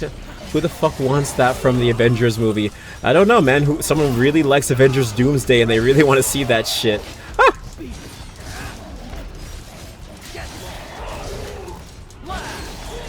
Which apparently we might be getting a trailer for this month, apparently. Like, a year before the film is even supposed to come out. Which apparently hasn't happened in a very, very long time. Because they really want to generate hype for that movie. And apparently, and this is just a rumor here, Robert Downey Jr. is both playing, like Doctor Doom and also Iron Man. Whether that's in a flashback or a multiverse kind of thing, I do not know. But apparently he might be playing two roles. Because they gave this man not even 50. They gave him $500 million to come back for Endgame. Not Endgame, Doomsday. Oh, average. Sorry.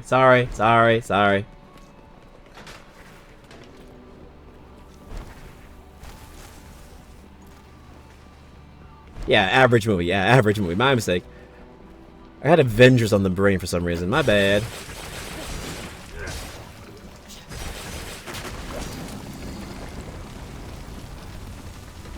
Yeah, well, they're trying to fix everything. That's why it's taking so long. Either commit to the bit and do real gory movies with tons of fake blood, or get out of my face. You know what? If they had that, like, 4D experience where, like, shit splatters in your face and you get, like, you know, smell-o-vision and that kind of crap, exclusively for like, horror films, slashers, that would be really cool. Like theater, like movie genre specific experiences would be really cool. Ayo, good lord. But yeah, Doomsday's development hell has been astounding, but I think it's just because they have to make sure they don't fuck up. They have to make sure they don't fuck up, because everyone is already experiencing Marvel fatigue, and they just want to fix it. They want to make sure they're able to reboot the universe and get people's attention. Which we'll see if they are successful in it. They also said that it's going to be Patrick Warburton's last film.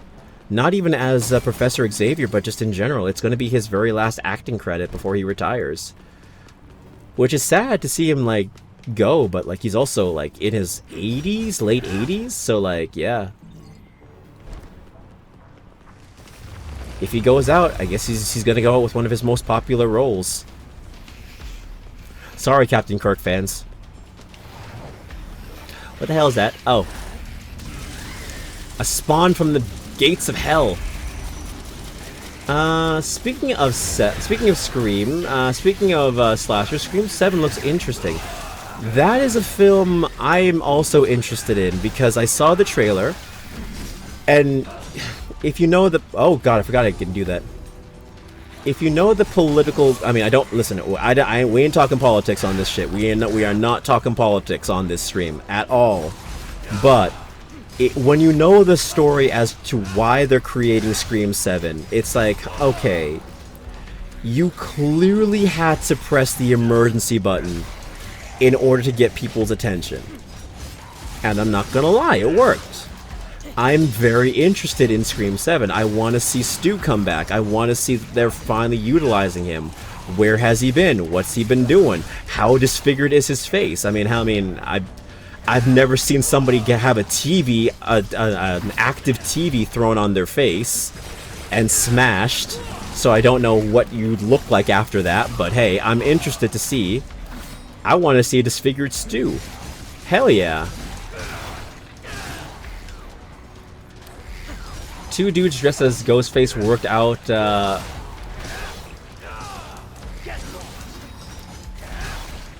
yeah, they worked out very well. Those guys are probably, yeah, so it's probably canon, yeah. But didn't Billy die? I mean, then again, it's horror, so like, classic horror movie shit, unless you see the body, they ain't fucking dead.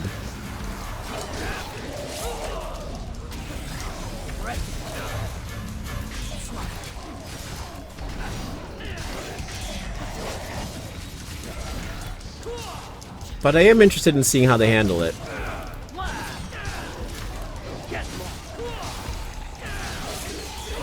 Patrick Warburton? Oh. Isn't that his name? Wait, his name is... what was his name again? It's not Patrick Warburton, it's... oh wait, I'm thinking Patrick Warburton. No.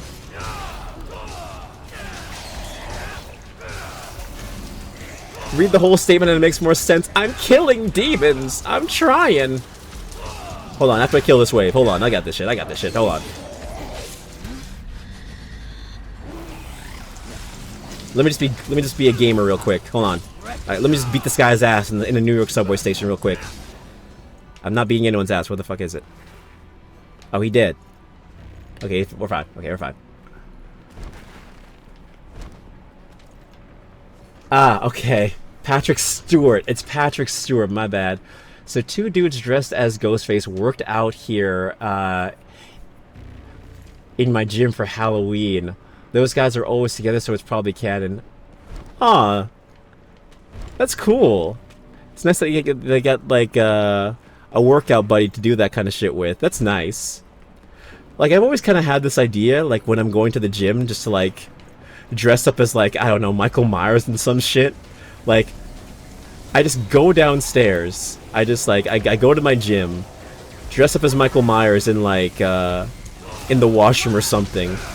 Do, like, a quick, like, 30-minute to hour-long workout.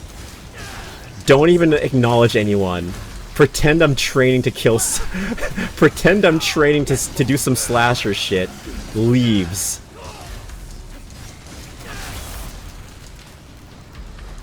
But yes, Patrick Stewart. It's gonna be Patrick Stewart's last ever acting role. That's what I meant to say.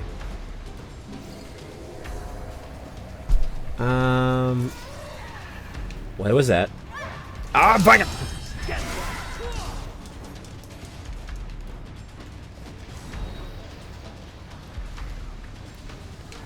Alright.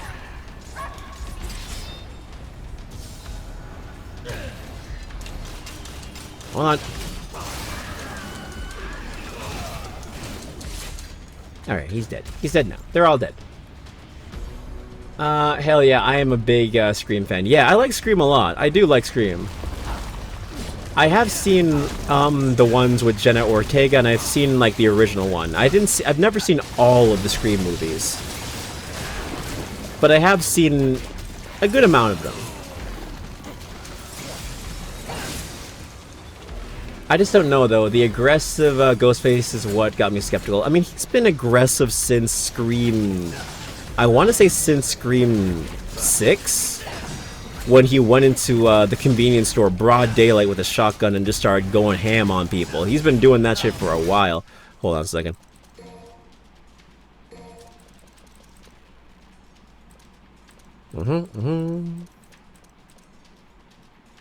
Ah, okay. Gotcha. I'm just remembering how to do this shit. Hey, Yakini, welcome in, welcome in.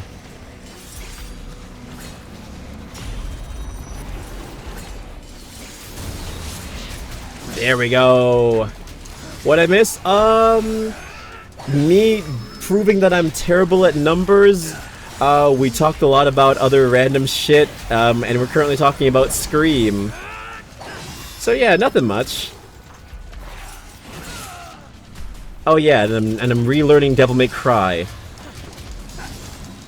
We're just playing through the Vergil DLC while we do some yapping, casual talking, that kind of shit.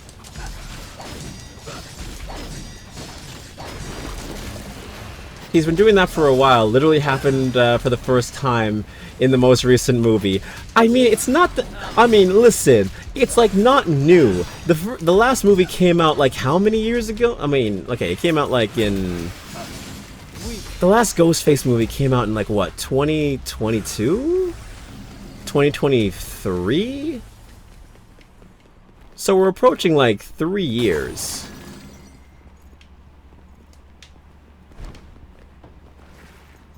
It seems like that's the new direction they kind of want to go with him. It also seems like they're trying very hard to make Ghostface a mythical figure with the amount of damage this guy is taking just to kill. Like, he is not a normal dude if you see him, like, get his shit rocked and just come back like it's nothing. 2023. Gotcha. Yeah, so it's been around 3. It's gonna be 3 years soon. Let's see.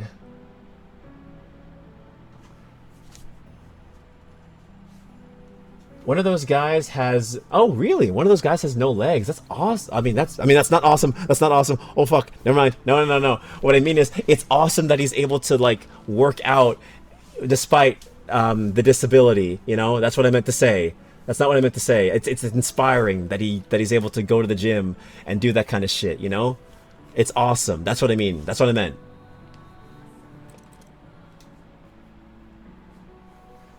They're confusing Ghostface and Art the Clown? Not having Patrick Stewart come back as Picard one last time is a shame. I had a feeling someone would say that. I had a feeling someone would say, well, why wasn't his last role like Captain Picard? It's like, well, yeah, that would have worked. That definitely would have been, like, a nice thing to do. But hey, at least if we could have one of his final roles be like something he's known for, I'm not against Charles Xavier. Not against that at all. I know. Okay, I know. I caught myself and I fixed what I was gonna say, alright? Alright? I'm having a moment this stream, alright? Clearly I'm having a moment today. Don't cancel me, please. Don't cancel me, please. It's like, yeah, it's fucking awesome that the dude lost his legs. No, I'm sorry. That's not what I meant. Yeah. Patrick Stewart is retiring. Yeah. So Avengers Doomsday has been confirmed to be Patrick Stewart's very, very last acting role in general, because he is going to be retiring afterwards. So it's going to be his swan song role. So yeah, which sucks. But, you know, it is what it is. Let's see here. Wait. Okay. Let's see. Round trip is good. Oh, not bad for round trip. 2023, but they are definitely going from the Michael Myers route. Very true. See, I am not a fan of the Art the Clown movies.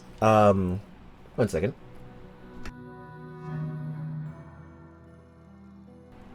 Mostly because, like, it's just gore porn.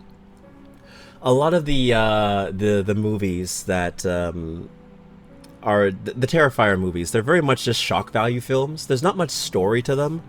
I heard that in later films they gave it story, but like, I don't know. That's just one of those characters I'm just not really interested in watching their movies. I haven't seen any Terrifier film, but like, yeah. But like, each Ghostface has been unique, so the one in 6 was cool to see as aggro, but still. You could argue that for Scream 7 because it is Stu, and because he absolutely hates Laurie, especially after what she most likely did to him, like disfiguring him, he would be a lot more on the aggro side. So it would kind of make sense with that kind of motivation. But, you know, that's me just kind of like theory crafting why they went for an aggressive Ghostface again. I like the kind of Ghostface that's kind of just a douchebag. I like one that's kind of like if Deadpool was a serial killer. Just like he jokes around a bit, but then he's at the same time, he's like, yeah, what are you wearing? Oh, you like movies? But at the same time, he's like, fuck you, I'm gonna kill you really terribly. A good old 30 shanks to the stomach.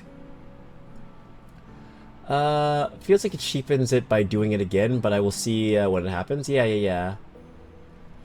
Picard was the role that took Stewart away from only doing Shakespeare. Shakespeare. Oh. Ending how it began would have felt better to me. I feel like a lot of people will probably have the same sentiment. Being like, oh, well, why are they bringing him back for this? It's probably just the Marvel check.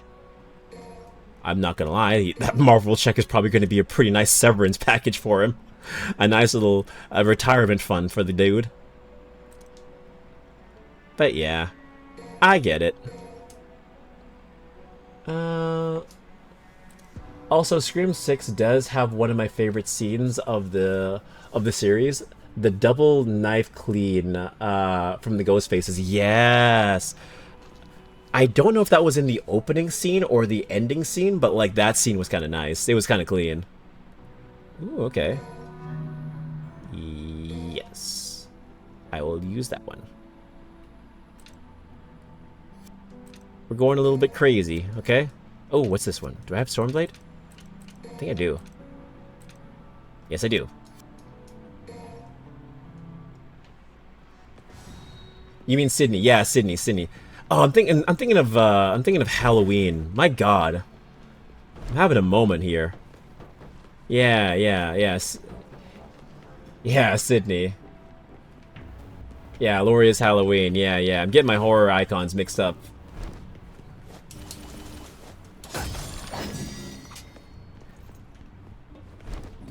It's been one of those days. Terrifier gets better over time? Really? Okay. I do remember, like, Terrifier 3, a lot of people were causing, like, a bit of a stink about it because I think he actually killed a kid in that one. And that's something that, surprisingly, a lot of horror icons don't seem to do, is murder children. For some reason, that's a big no-no for a lot of them. Even Chucky, surprisingly, doesn't murder children. When his whole thing is absorbing children and becoming human, or at least it was in the first, like, 3 films.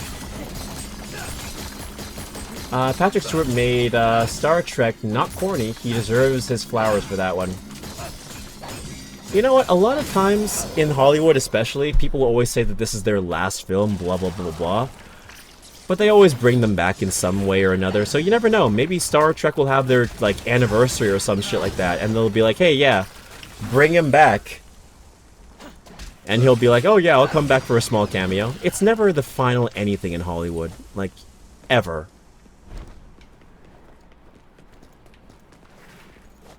They just walked up, stabbed the motherfucker out, stabbed the motherfucker out the man, and just farmed, yes.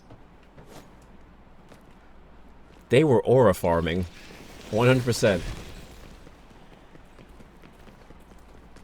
Art gives zero fucks for better or worse. I remember, like, I didn't see Terrifier 3. I saw, like, the scene about what he does to the mole Santa in the bar.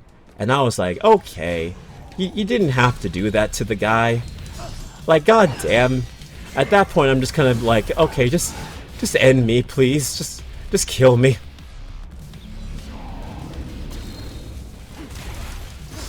I don't like getting jumped. So you know what? Oh. It has to be maxed out. Never mind.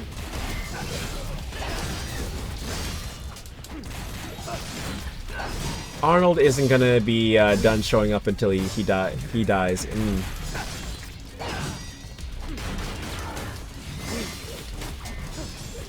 Like, it's never the final anything in Hollywood. Until that actor is dead, they ain't done. They are never done. I mean, look at Robert Downey Jr., for example. The man said, oh yeah, I'm done playing Iron Man, I'm not coming back. Meanwhile, comes back for Avengers Doomsday. Listen, if that Marvel check is big enough, they come back no matter what. Tom Hiddleston. Guy said, oh, Loki is my last role. Like, it's gonna be my last time in Marvel doing Loki Season 2. Man's coming back for Avengers Doomsday. It's never the final anything. I am not dealing with this right now.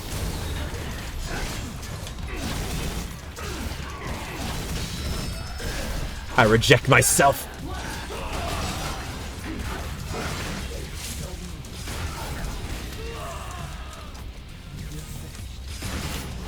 Oh, I forgot I could Judgment Nut. If you don't want to get jumped, get out of Detroit. /J. That ain't a /J, that's a /H. Get out of Detroit. No matter what, get out of Detroit. There's a reason no one wants to go to Detroit. The chance of getting jumped is incredibly high.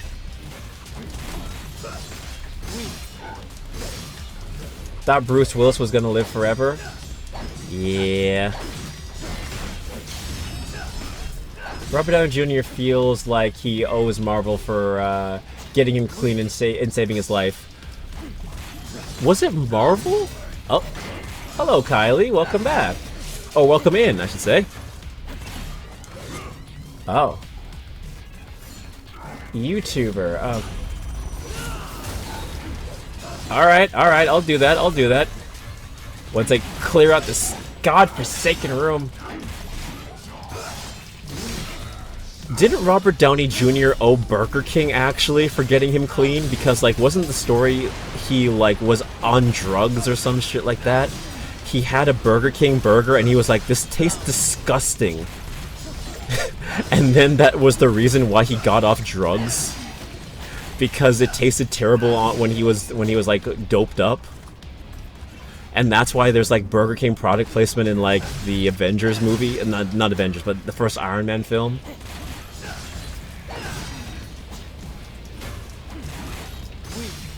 I could be remembering that wrong, but, like, I thought that was it. I've been here for the past 6 minutes or so. Oh, well. I appreciate the lurk. Two things can be true at the same time. Alright. Fair enough. Fair enough.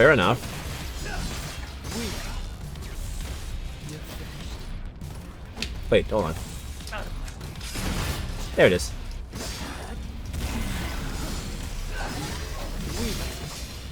Could you please die? I need to do this redeem. Why did I try to block that? Oh god.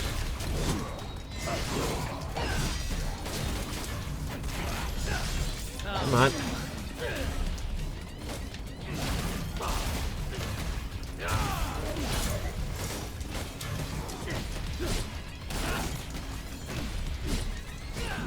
No one was willing to chance it with him pre-Iron Man, though. Oh, for sure. Well, because he was a hopped up drug addict. He was like, having him in was a huge gamble for like any film. I hope you find this quote humorous. Oh, I probably will. He was the right kind of oh no, like he made that his role, like for sure. Like he did the role so iconically that they actively had to change how he acted in the comics to better suit Robert Downey Jr. The MCU has had a great impact on Marvel Comics, for better or worse. Some would argue for worse.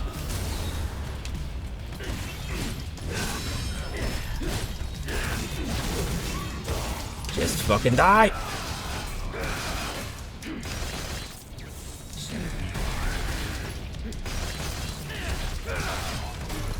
Damn, this bitch don't die. Yeah, the MCU ruined Guardians of the Galaxy. I mean, they were a nobody team before, from what I've been told. They were a very obscure team, and yeah, they've been rewritten thanks to the film.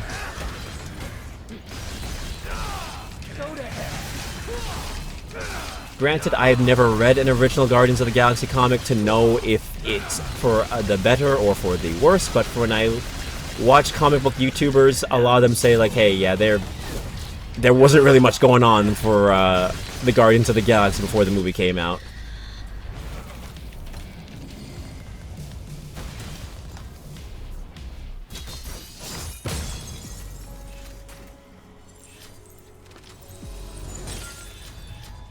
Hey. Now I know that sounds bad. Oh, what, the Judgment Nut? Don't worry about it. Alright, let me get that redeem going. MCU also shot my boy in the head. Yeah, Taskmaster? Yeah. That's true, but pre- and post-movie Guardians of the Galaxy are completely different. That wasn't Taskmaster, that was... Stuffed door. Moon Knight was done very dirty. Moon Knight was one of those series that, like, the first episode...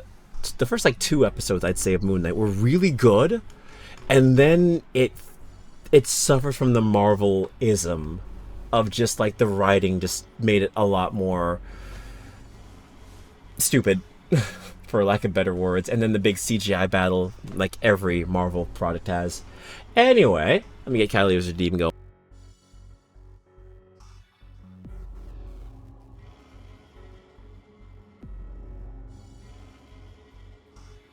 Alright.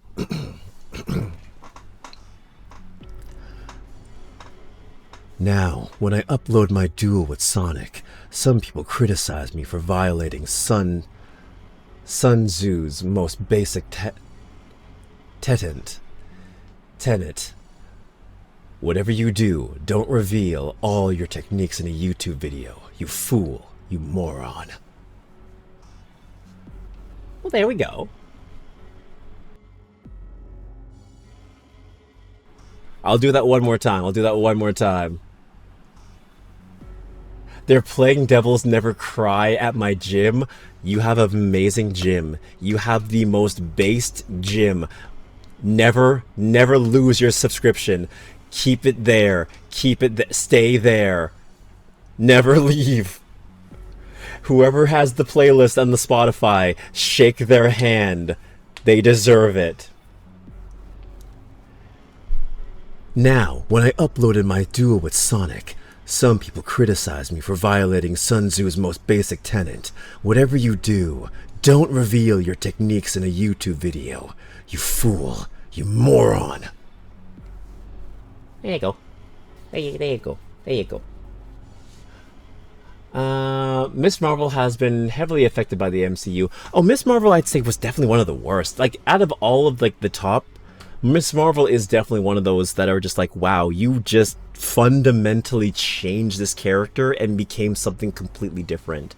Which, you know, if this was a deep cut character, I'd be like, okay, I mean, that makes okay. I mean, you could do that. I mean, this character isn't very relevant. This character's been, like, around for, like, I don't know, 50 plus years. No, Miss Marvel came out, like, she's like 10 years old now? She's like at least, like, close to maybe 15 years old, yeah, her character.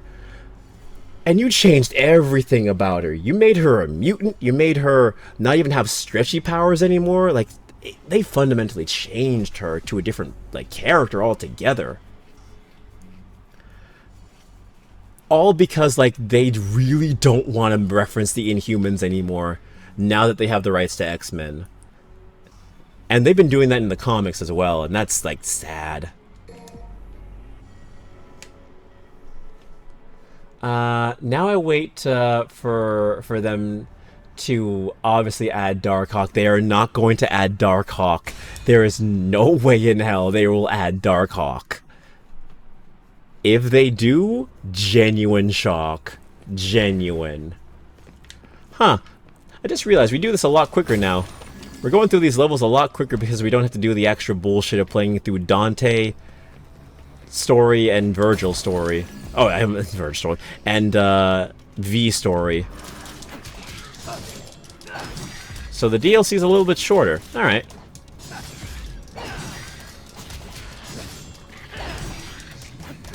Bless me with the pure leaf. The Capcom Planet Fitness. Beautiful. Now they just need to play the theme from Monster Hunter. Whichever theme you choose. Play Mitsune's theme from Monster Hunter World. Was it in World? No. Monster Hunter Rise. Yeah, that one. Yeah. That one fucks. Beautiful. Thank you, Kylie. I appreciate you. I appreciate you. You're nice to me. You're nice to me, unlike everyone else. They bully me in this chat. They bully me. I mean, justifiably so, but you know what I mean. I joke. I kid.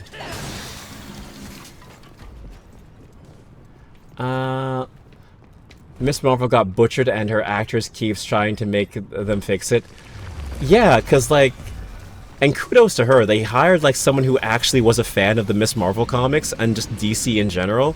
Like, she's basically a live-action, like, Gwenpool. Like, just a Marvel fan who just ended up finding their way into the universe. I can understand her frustration, because she's just like, this isn't the character I fell in love with. Stop trying to change her. But, you know, she's not that big of a... She's no Robert Downey Jr., so she can't, like, actively change things. Lizards!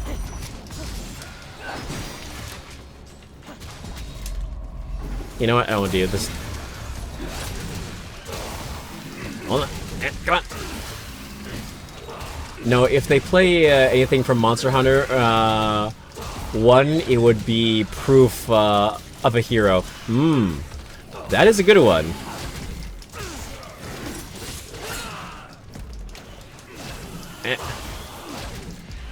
My condolences to your mate. Oh, thank you. My condolences to you, mate. Well, thank you. Why did I read that as condolences to your mate? My god, I'm having a night.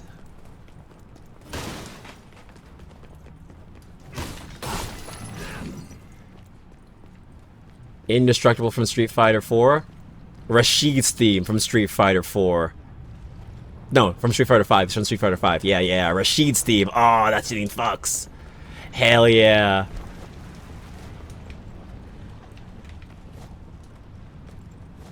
Again, whoever is in charge of your gym's music, kudos. Shake the hand. Shake their damn hand. Rashid's theme is awesome. I'm very disappointed that they butchered it in Street Fighter 6. It's so boring. Like, it's so mid in Street Fighter 6. How do you go from peak to mid that quickly? Alright, there it is. The thing is, her original rarely ever had the story be about Inhumans, if at all. Yeah, most of her run is just like kind of her just doing random shit in the city. Or like going and doing shit in space. One second. Let's see.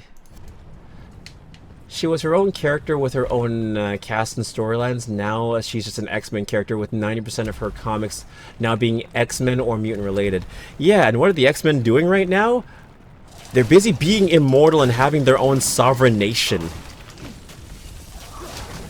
I don't see Miss Marvel really working with that kind of crowd.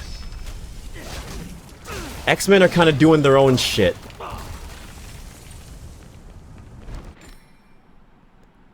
Oh boy, I get to go into the bloody phallic looking thing. I get to be birthed or unbirthed. And thank you for the clip, Kylie. Yeah, alright, get back in the birthing canal.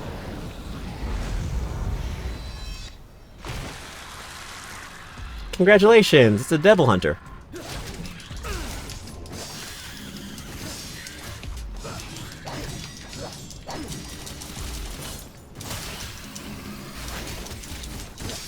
There it is. 1 second. There we go. Perfect. We all have goof ups moments. We all have goof up moments when it comes to reading. It's okay. Thank you. I do that every single day of my life.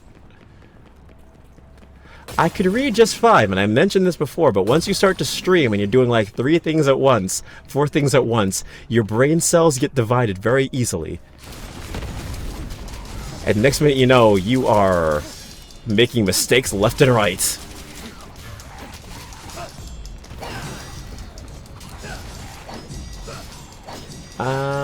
There was a time I was listening to Glory by Hollywood Undead.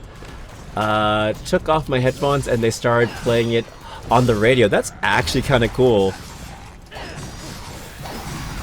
It shows that your radio shares the same taste as you. Nice. But also figured I might as well provide a mix of friendly peace and chaos whenever I'm around. But you're welcome. You know what? I appreciate the chaos, Kylie. I appreciate you.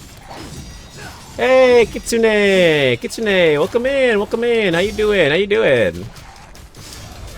How goes it? How goes it? We just yapping, we just talking. While I kill demons. As a demon.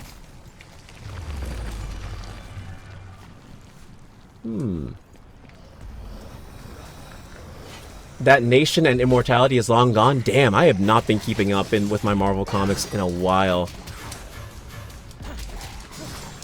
I guess the X-Men run finally stopped. Oh god, I don't want to deal with that. I've actually been looking for a while. Oh, well, I'm glad you've been joining. I'm glad that you have been enjoying your lurk. And my many, many mess-ups and screw-ups. I know, oh my god, ah, god, no, please, please, please, please, please stop eating me. Sorry. Sorry, I had a moment. I had a moment. I had a moment. I had a moment. I had a moment. Ah, so they're no longer doing the immortality bullshit. Okay. That was a very interesting run of X-Men. Where it very much did appear like they were going to be the villains of that story arc. Don't mind me just stabbing this guy in the ass. You know what? I'm getting very tired of you bug shit. You know what? Don't get to deal with this right now.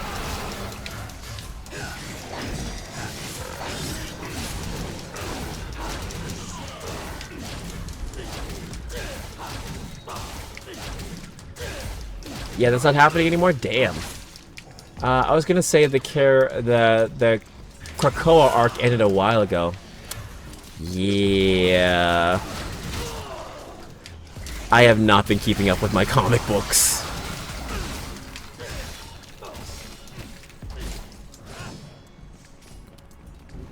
Mostly because, like, when the run came out, they were like, I think they were going really crazy with X-Men. They had like 7 X-Men books out at that time, and I'm just like, I'm not going to keep up with any of these.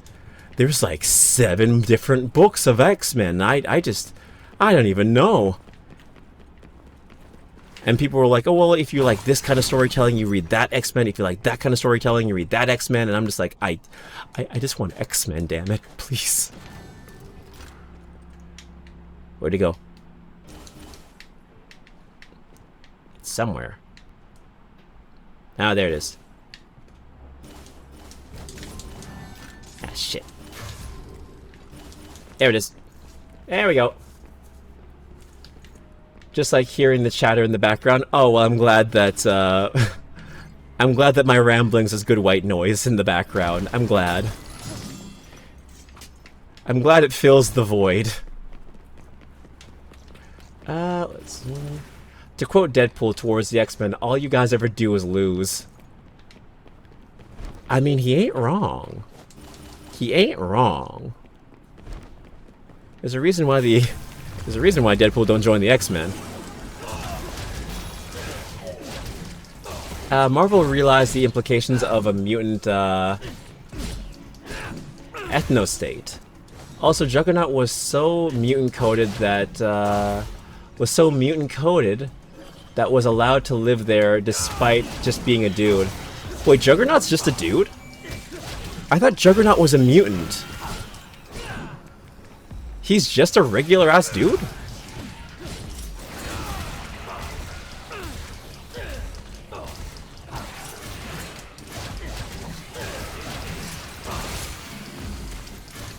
if you like Scott, don't read any of them. Really, they fucked Scott over that hard. I mean, I don't really hate Scott. I don't really like Scott either. I think Scott's just Scott. He's kind of like how I feel about Leonardo and the Ninja Turtles. He's alright. I mean, he's not my favorite, but he's not, like, causing any harm being there.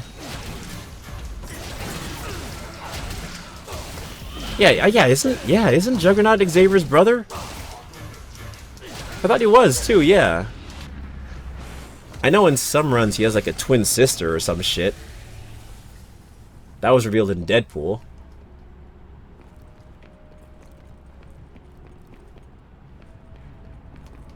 You've got a lovely voice, as I'm sure you know. Well, thank you. I appreciate that. I appreciate you.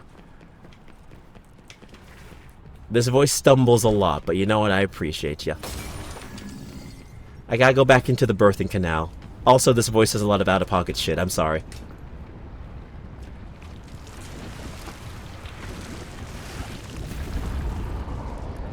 Juggernaut is so connected to the Brotherhood of Mutants that the whatever of the mutants went, you're right, you're alright, bro. He's like, okay, you're an honorary mutant, alright? You get the M pass. You're okay, buddy. You're alright. You can call us that. You're fine. Just reminds me of that fucking dumbass joke from Family Guy. They respected me for it.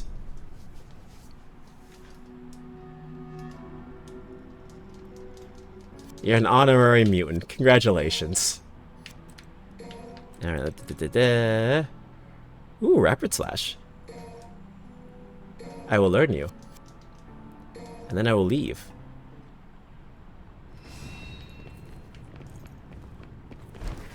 Oh. Katsu. Katsu, no! You! How dare you! How dare you! Yeah, his... Oh, thank you. Yeah, his voice range is like this. Oh, great. I gotta use the damn timer. Hold on. Yay. Yay, yay, yay. I get to sound like Shigaraki, apparently, from My Hero Academia. Or, you know, like the neglected male reader, for those who are cultured. Where's the timer? Where's the timer? I haven't done this in a damn long time. Ah, okay. Yeah, here comes the chaos. Here comes the chaos. Alright, yes, okay. Neglected male reader. Thank you for the hydrate. I'm going to need that. I'm definitely going to need that for this. 5 minutes. Oh, wait, no, it's 10 minutes. Fuck. Alright. Alright. Alright, now it's time to do this. The neglected mail reader. Back at it again at Krispy Kreme. Okay. Katsu is what you paid for, right? My throat's already rummaging. It's already burning. With the intensity of hatred I feel for you. More than the hatred I feel for Ruby. More than the hatred I feel for these demons. These demons that mimic my own soul. Juggernaut is Xavier's brother. Xavier was a bully. Well, it makes sense he would have a superiority complex with those kinds of powers. Pain. This is why I fight. I just realized this voice kind of sounds like Raiden, but on a really, really bad day. Internet is spotty on data, so I can't talk till I get back home. You're doing a crazy taxi voice. Crazy taxi! Thank you. You have a wonderful time in the gym. And try and save on data. Xavier was a huge bully? Never would have thought about that. I'm getting tired of these demons. EA Sports. It's in the game. There you go, you get that one too. Had a good time at gym, going home now. Have a good time. Be safe. Get home safe, and yeah, you've earned a nice relaxation.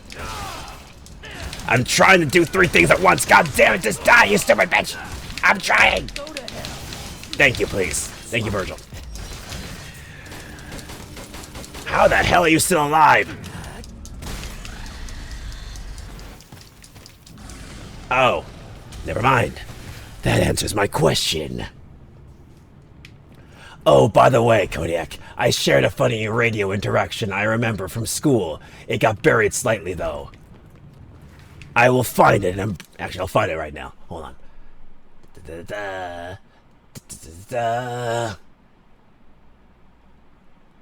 Oh, okay. It was a reply, that's why I didn't read it. My mistake. Where's the exit? Where's the damn exit? Let me out. I crave freedom and progression. Okay, that was right here. Man, reminds me of the time I was in science class during break time. On the radio, an older girl said the next song was dedicated to her friend as moral support for exam studies. And what did they play? Your Reality. Yes, the Your Reality from Doki Doki Literature Club, the video game. What a nerd! But also kind of cool. Based as hell. You know what? She's a nerd, but she embraced it. I don't know what kind of song I want for moral support. You know what? No, I know exactly the song. The Uma Musume movie song. Yeah, fuck yeah. That shit fucks with my brain chemistry. Let's go. That one song from Uma Musume, the movie. Katsu, you know the one. That shit raw. God, it's so fucking weird to know that Doki Doki Literature Club is like... It's over 10 years old now, isn't it? That's just, I don't know, about like 10 years old. When did that shit come out? That shit came out like... Oh, well thank you, I'm getting jumped. Hold on. Doki Doki Literature Club. When did it come out? When the fucking game release? I'm getting jumped. Hold on. Give me a brief moment. Ah! Ow! Ow! Get off me! Holy shit, it came out in 2017. It's almost been a year. It's almost been 10 years. Wait, hold on. Never mind. Yeah. It's almost been 10 years since Doki Doki Literature Club came out. That's wild. Xavier's Holocaust beam meme wasn't just a meme. He did do that. Oh god damn. What an asshole. I'm so pumped right now. A car hitting me would be in more trouble than I would be. Some superhuman bullshit. Amazing.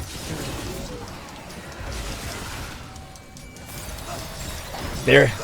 Where's that damn 4th Chaos Emerald?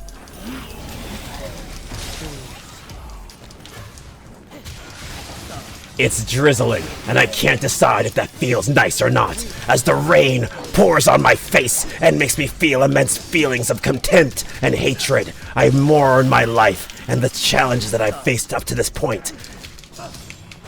Am I a hero? Am I a villain? Or am I just a tortured soul forced to live in this reality, like every other miserable human being? I'm sorry I had to add flavor text to that. It came out in 2017. It's been almost a year. Fuck you. Fuck you. I saw that, and then I also saw... never mind.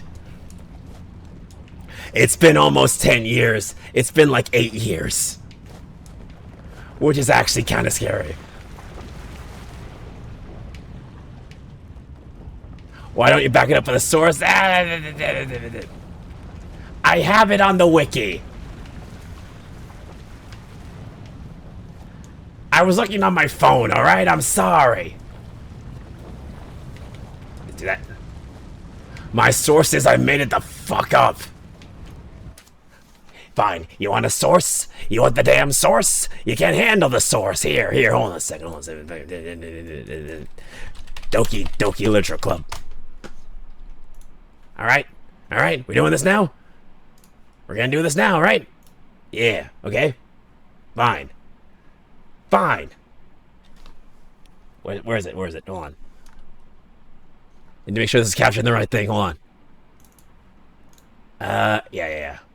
And... boop, boop. Boop. There it is. Yeah, see?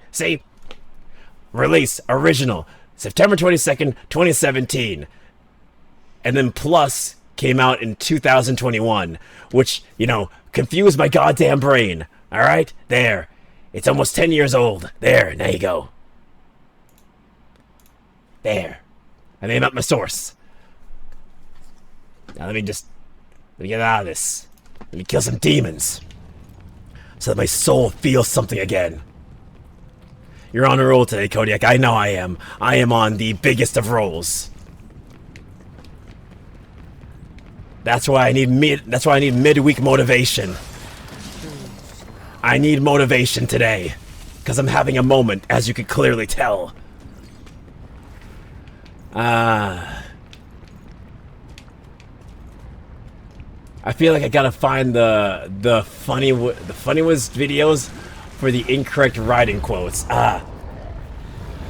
Xavier is so strong that he's basically detached from humanity. Yeah, he's kind of a dick.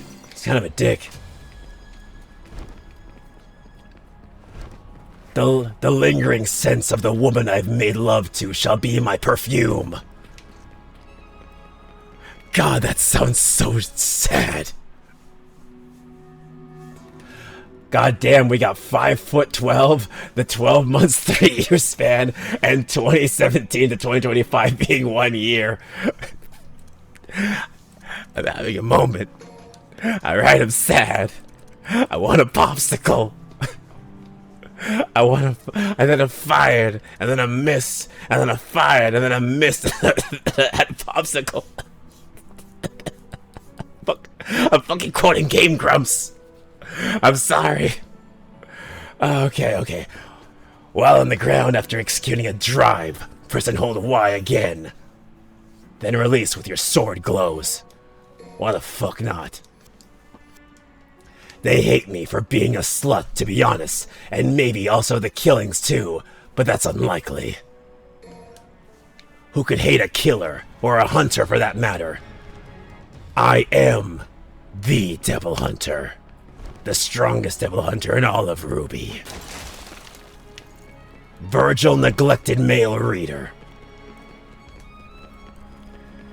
You know what? I might be slipping up. I might be being an idiot. I might be actively losing brain cells while this is happening. But you know what I'm giving you? Something that you can't get anywhere else. Content. My kind of content. I put an asterisk there. There you go. 3, 2, 1. Oh, thank God I'm free. Oh, thank God. Oh, thank God. Oh, God.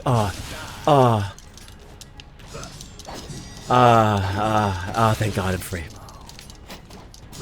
Thank you for that redeem, Katsu. Also, fuck you for that redeem, Katsu. Thank you, and also fuck you. That man got so mad at Paradis. He anger shat himself. What? If you kill a killer, the number of killers in the world stays the same.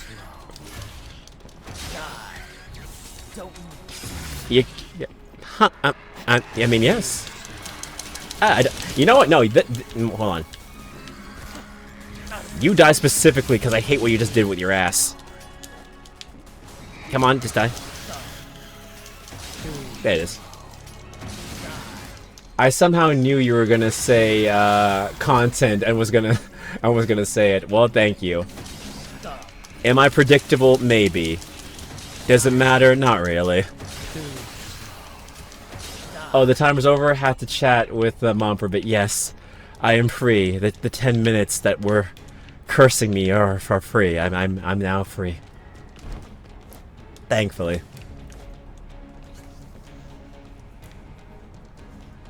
You never saw the Game Grumps bit where Aaron got so mad at Paradis that he shot himself? No, I've never seen that. I'm going to have to look that up later. Katsu, my boy, do me a favor and find that clip. Phone about to die. Oh, well, it's okay. You saved that power. You saved that power, Dex. If I'm still alive when you get back, then yeah, we talk. But if not, then I will be most likely streaming tomorrow with Little Nightmares 2. Or 3. So yeah. There will be a stream tomorrow. I will be collaborating with Snowy 2 again tomorrow, most likely, to finish Little Nightmares 3.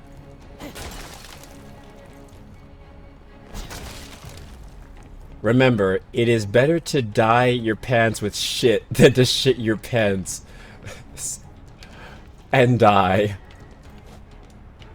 I mean, to quote Deadpool, that guy had the right idea. He wore the brown pants. Yes, yes, yes.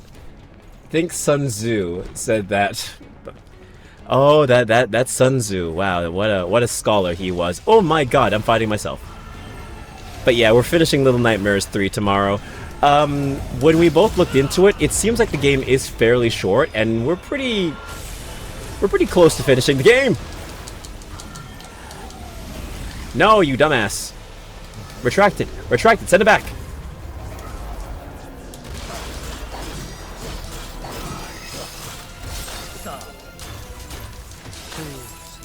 I don't think he actually said that, Kylie. I strongly doubt Sun Tzu said that.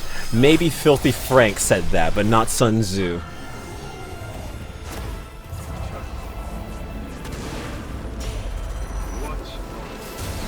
Now is the time.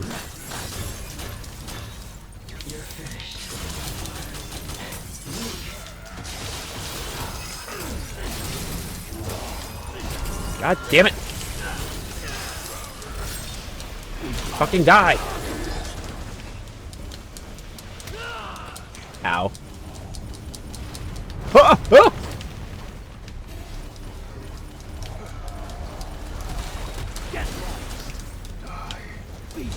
If anyone said that, I would imagine it's Filthy Frank.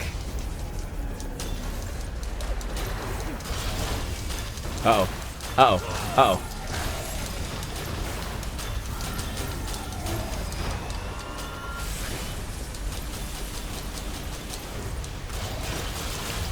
Come on. How are you not dead?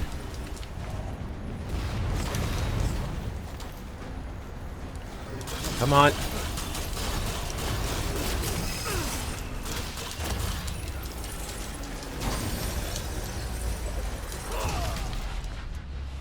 Well, good enough. I did enough damage to him. Huh, you can actually win that. Oh god! Wait, what? This wasn't in the air. Wait, oh wait, this was. Yeah, that's how I got the Sin Devil trigger. Never mind.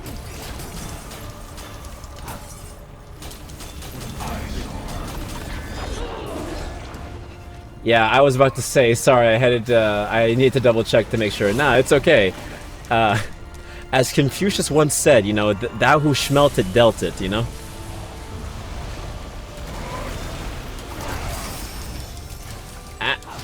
Yes, now you can die. Yes, now.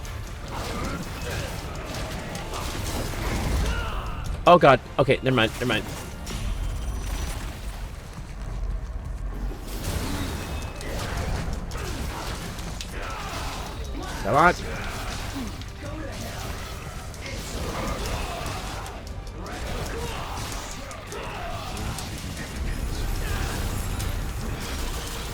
Bitch, I'm you. Stop killing me.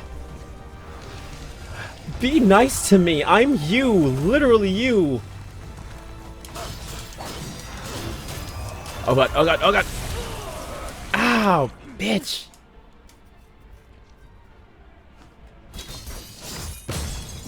Oh, well, thank you. Oh, okay, well, this is actually the end. Okay, cool. Oh, so it's literally just see how far you can go with this one. Gotcha. Okay, but funnily enough, the radio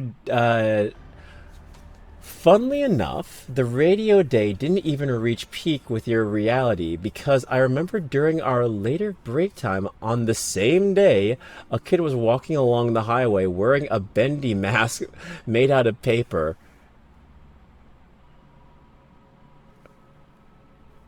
That I don't even know how to react to that. How would you even react if you saw that? I would just be kind of like deer in the headlights, like what? And when he walked past me, I gave him a thumbs up. He returned the thumbs up. You know what?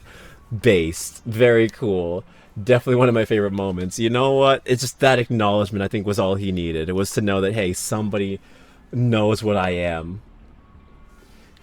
It's like when you see somebody at a costume party and like you're the only person who gets what they are. It's like that tiny little feeling of oh, I'm validated. You know. All right. Let's see. Let's see.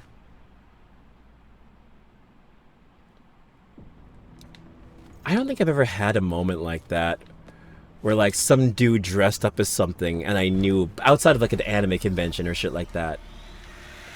I don't think I've ever had that moment.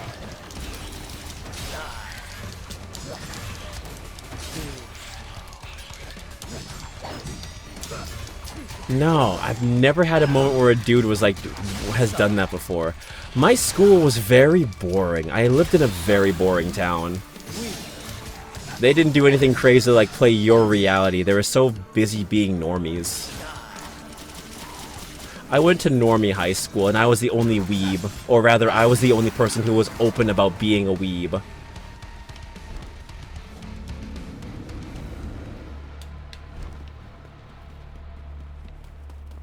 Hope he goes on to do great things. I hope so too. Hope that same dude ends up becoming like... Imagine that dude gets casted in the Bendy movie that they're creating. Because they did say they're making a Bendy and the Ink Machine movie since the FNAF movie did so well. As well as a Poppy's Playtime movie. Yeah, we're in the era of mascot horror films. Because FNAF made like $1 billion.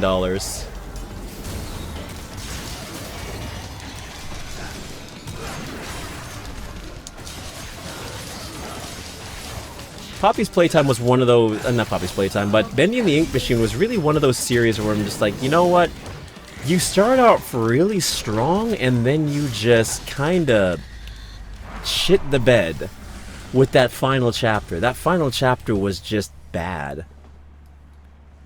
And then they tried to make like a console game out of it, and then after that one failed, it just... the IP died.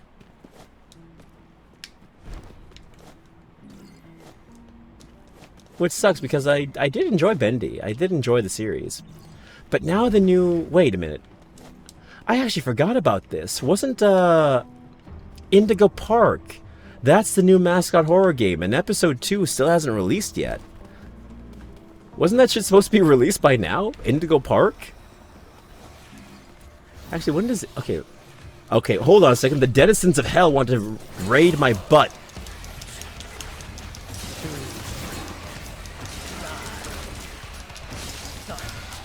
And then I'll be able to see when Indigo Park came out, because I swear to God we should have gotten like episode 2 by now.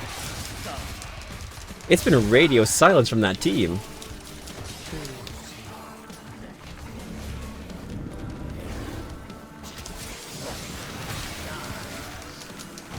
Hold on. Up.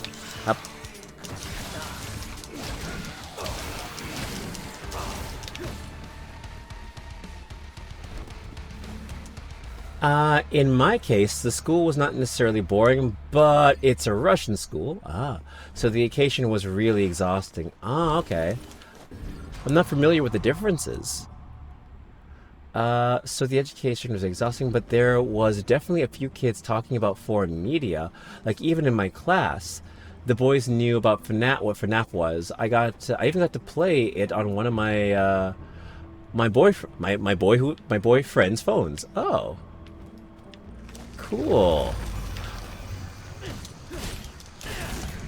I mean, I guess a European school or a Russian school would be a lot different than a Western or American school. Because, like, anything over there would be kind of seen as different and exotic and cool. But for some reason, American or Canadian schools are more boring. they're just like, oh, that comes from like Japan. Oh, that shit's weird. Oh, you're playing this weird little anime game. You're playing this game about like haunted animatronics. That's so lame. Blah blah blah. And nowadays, it's now the biggest popular thing. I remember seeing FNAF on like my younger relatives like smartphones, and I was just like, huh? I remember when that game came out. For the first game came out, like, wild. Scott Cawthon releasing games like every 3 months, like it was a damn like tax write-off.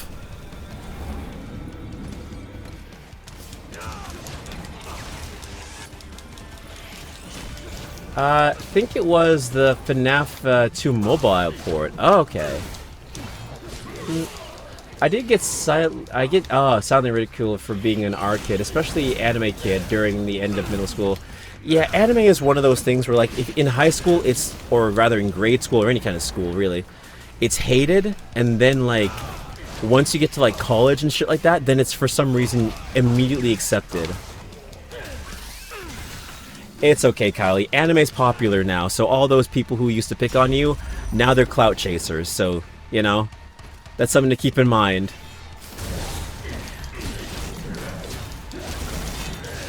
Those same people who bully you are probably wearing Naruto t-shirts and saying how into anime they are, which, you know, yeah, sure, buddy, sure.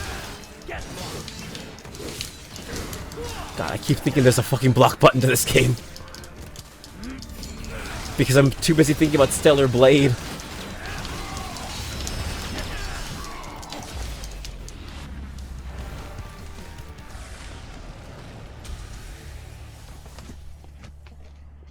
It does suck that we're not getting a Devil May Cry 6, it seems like.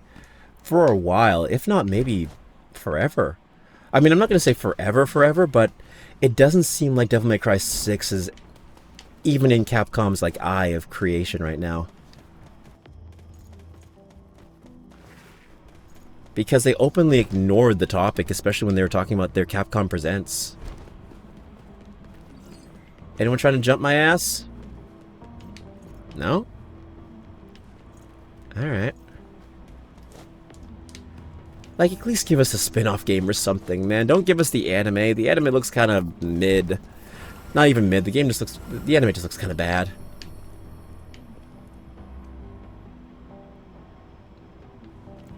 This is good, right? There it is.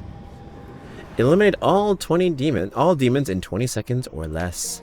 We will start the demon. We will try one attempt.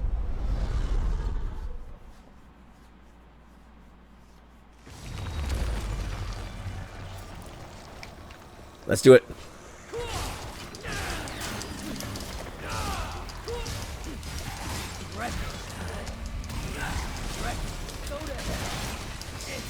"20 demons. Let's see if we try it. Let's see if we can do it. Never mind.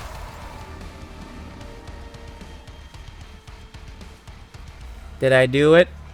I think I did. Yes, I did. Oh, no, it was kill all demons in 20 seconds or less. There we go. Cool. But yeah, I think we did also talk about the FNAF trailer for the sequel movie that came out yesterday, and how it looks it looks interesting because it's definitely deviating from the games. It's its own universe now. Because, like, now they're in, like, the outside world. Now they're attacking people at, like, amusement parks and shit like that. It's kind of wild how, like, popular Five Nights at Freddy's has become since it came out. Like, bro, I remember when I was in college, and that shit was just, like, a random-ass game that came out of nowhere that people were obsessed over. I saw every release when it came out. I saw Markiplier play them all. And now it's like this giant franchise. Everyone's getting into it. It's on the cover of like soda cans now. It's a horror icon. Like, it's crazy seeing how things like pop off, man. just gives you that feeling of, damn. I wonder how it must feel to have something that just gets so popular so fast and you're just riding that wave of success, you know? It takes on a mind of its own and it now becomes part of the community. It's a scary feeling, but it also must be a really, like, ow, exhilarating feeling, you know?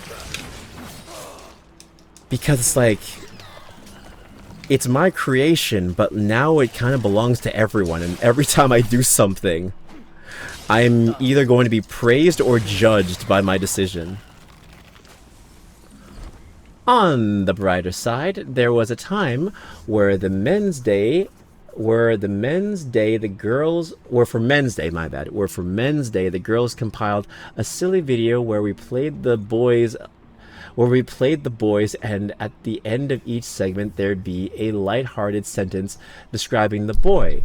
So when Women's Day came, they did the same thing, and my section ended up with the description, "On her own wave." Aw. That is cute. That is cute. You do your own thing. You go by the beat of your own drum. That's nice. Makes me wonder if it was meant to be an insult because it feels flattering, if anything. If it feels flattering, you know what? That means you take it as a compliment. I mean, I'm pretty sure they would say a bunch of things about me. I'm sure they would have said a whole bunch of things. I remember for my grade report in high school, one of my my teachers said that I was very serious when it came to how I do my work, and I'm just like, I don't know if that's a compliment or not, but you know what? I'm gonna take it as a compliment because, sure. I didn't really care much in school to make friends, so yeah, I was very serious. But yeah, FNAF is truly a phenomenon. The fact that it's gotten this popular, $1 billion movie in the box office, multiple spin-offs, dedicated fandoms, amusement park attractions, all in under the span of maybe 12 years? It came out, it's been at least 14 years. I'd say 14 years. Yes, Kid Kodiak was really locking the fuck in, yes. Let me cook, please. Hey man, I passed with good grades, except for math. Except for math. But my writing was exceptional. My writing was exceptional. To the point where the teacher took my my paper that I wrote and said, "Hey, can I use this as a template for the future classes?" And I'm like, "Hey, yeah, sure." Totally didn't just copy and paste what I saw and just follow the format, but hey, cool. I feel like someone's gonna jump me here. Alright, cool, fine. But like, yeah, like... Oh my god, Jesus! I didn't notice these things were right here. It was dark and I was like saying, huh, what are these... Why do I hear like crawling? Bitches were surrounding me, didn't say a damn thing. Like a thief in the night.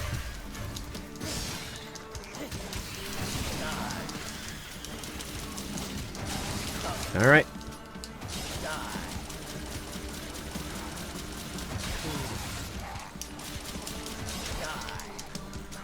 Come on.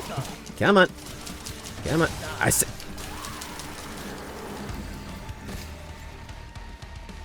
Thank you.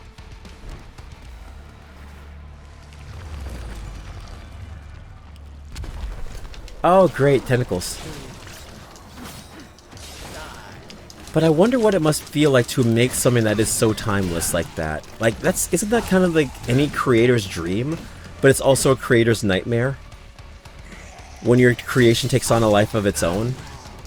Like, think the Avatar fandom, for example. The Avatar fandom is like a fandom that, like, it is well and beloved by so many people, But at the same time, if you do anything that's slightly different from the original, you have the entire Avatar fandom trying to skin you alive.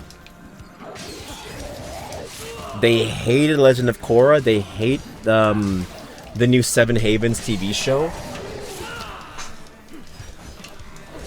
Like, it is a very close-minded fandom. Everything has to fall in line with the idea of Avatar. Of what they think of it is in their head. It has to be pure. Seven Havens? Oh, yeah. You didn't know about that? The new Avatar show that they're creating called Seven Havens.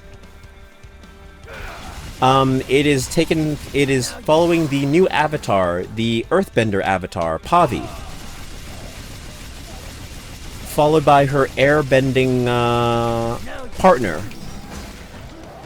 And I will not give spoilers as to what is happening, but long story short, the world of Avatar got destroyed, and now we're living in a post-apocalyptic world where we have to survive in 7 continents that are called the Havens.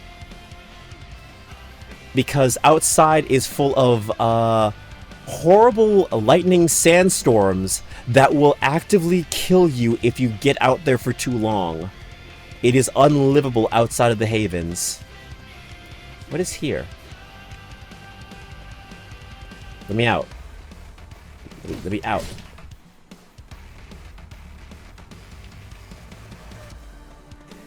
What is going on? Am I missing something? The action music is playing, but no one... You know what? Fuck it. Oh, there you are, bitch. Oh, I did see the new protagonist design, but I didn't know it had a name now. Oh, yeah, it's had a name for a while. It was leaked a while back, and now they've just kind of confirmed it at Comic-Con this year. They've confirmed it this year. So yeah, it's called Avatar 7 Havens. They've already done like the casting calls for it and all that stuff like that. It's going to be geared towards a younger audience because it has a younger protagonist, but yeah. I'm tired of sequels. Too bad. Get used to it. We live in the era of sequels. Nothing is original. Nothing can stay original. Nostalgia sells, and we're going to be banking that shit all the way to the bank. Not even 30 seconds after I said my phone was going to die, it did. Well, that sucks. Oh. At least it's charging.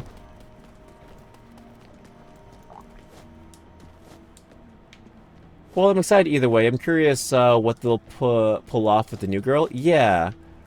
Her and her twin sister. It's not spoilers anymore. Like, it's common knowledge now. But, like, yeah, she has a twin sister, and people are theorizing that they are going to tackle a dark Avatar story. One will be holding the spirit of Rava, which is the good Avatar. And one will be holding the spirit of Vatu, which is the bad Avatar. So that's the theory that people are having. Whether or not that's true, it's yet to be seen. But it's definitely heavily implied that is going to be the plot that they're going with. Also, having an Avatar that's physically disabled is pretty cool as well. Since Pavi did lose her leg to an unforeseen accident.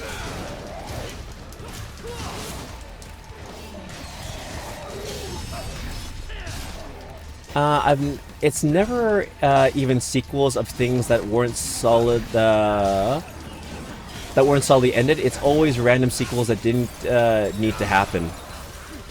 Like the forced continuation. Okay, because I was gonna say Avatar, I'd say, is one of those series that is always what's the word I'm looking for? It's always not beneficial, but it enhances the world having sequels, because you could either go a past route and deal with the past avatars, which is cool. See what that era of the world was like and how it affects the era going forward. And also, you know, the future avatars, seeing what happens in that side. Like, oh, like, okay, this Aang's dead, time to see what Korra's world's gonna be like. That kind of shit. A sequel is good if you have something to go off of, which I do understand what you're saying. A lot of them don't. But like, yeah, it's a Hollywood thing. They're gonna be reusing a tired idea constantly until they get their money back. But now it's not even the era of sequels anymore. It's the era of shitty live-action remakes, like Lilo and Stitch, which still pisses me off. Snow White and all that other shit.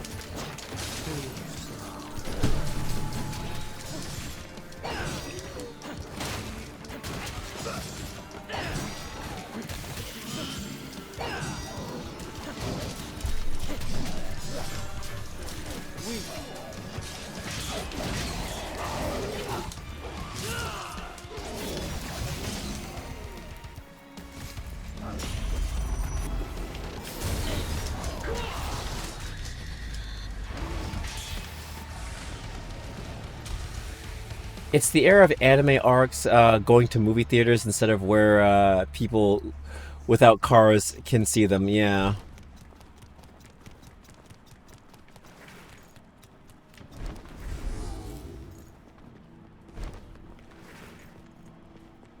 It's a business tactic, and it works. I mean, Demon Slayer made more in theaters than Superman did. Superman and Fantastic Four. And because of that, we're going to be getting a lot more anime films in theaters. A lot more arcs are going to be adapted.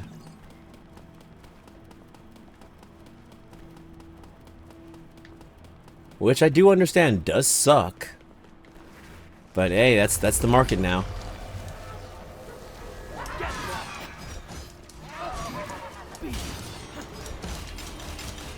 Nice try. I feel like I respect the One Piece live action more than I would have usually, given how in line with Oda's specific vision it is. Yeah. Like, I watched the One Piece live action. I finished it. And I will be watching season 2, especially if Jamie Lee Curtis is going to be actually playing the Doctor in the One Piece live action, which she said she is very much excited to do if she's ever given the opportunity. Yeah, they got a really weird and also amazing cast. Like, Jamie Lee Curtis, she's into One Piece. She just straight up said, like, okay, yeah, when she was being interviewed for the role, straight up being like, oh yeah, you read One Piece? How far are you? Which arc are you on? Oh, I'm all caught up. I'm like, damn, girl. Not the kind of person I would say would be into One Piece, but you know what? More power to you. Come on, bitch. Come on, bitch. Come on, bitch. Come on, bitch. Come on, big ol' bitch. I wasn't feeling it, and then I saw it in motion and went like, yeah, you know, that's Luffy. She's also into Street Fighter. Oh, cool. And she's also into Borderlands, but we don't talk about the Borderlands movie because the Borderlands movie was shit. I did not see the Borderlands movie, but I will also say it looked like shit. And I did not want to waste 2 hours of my life.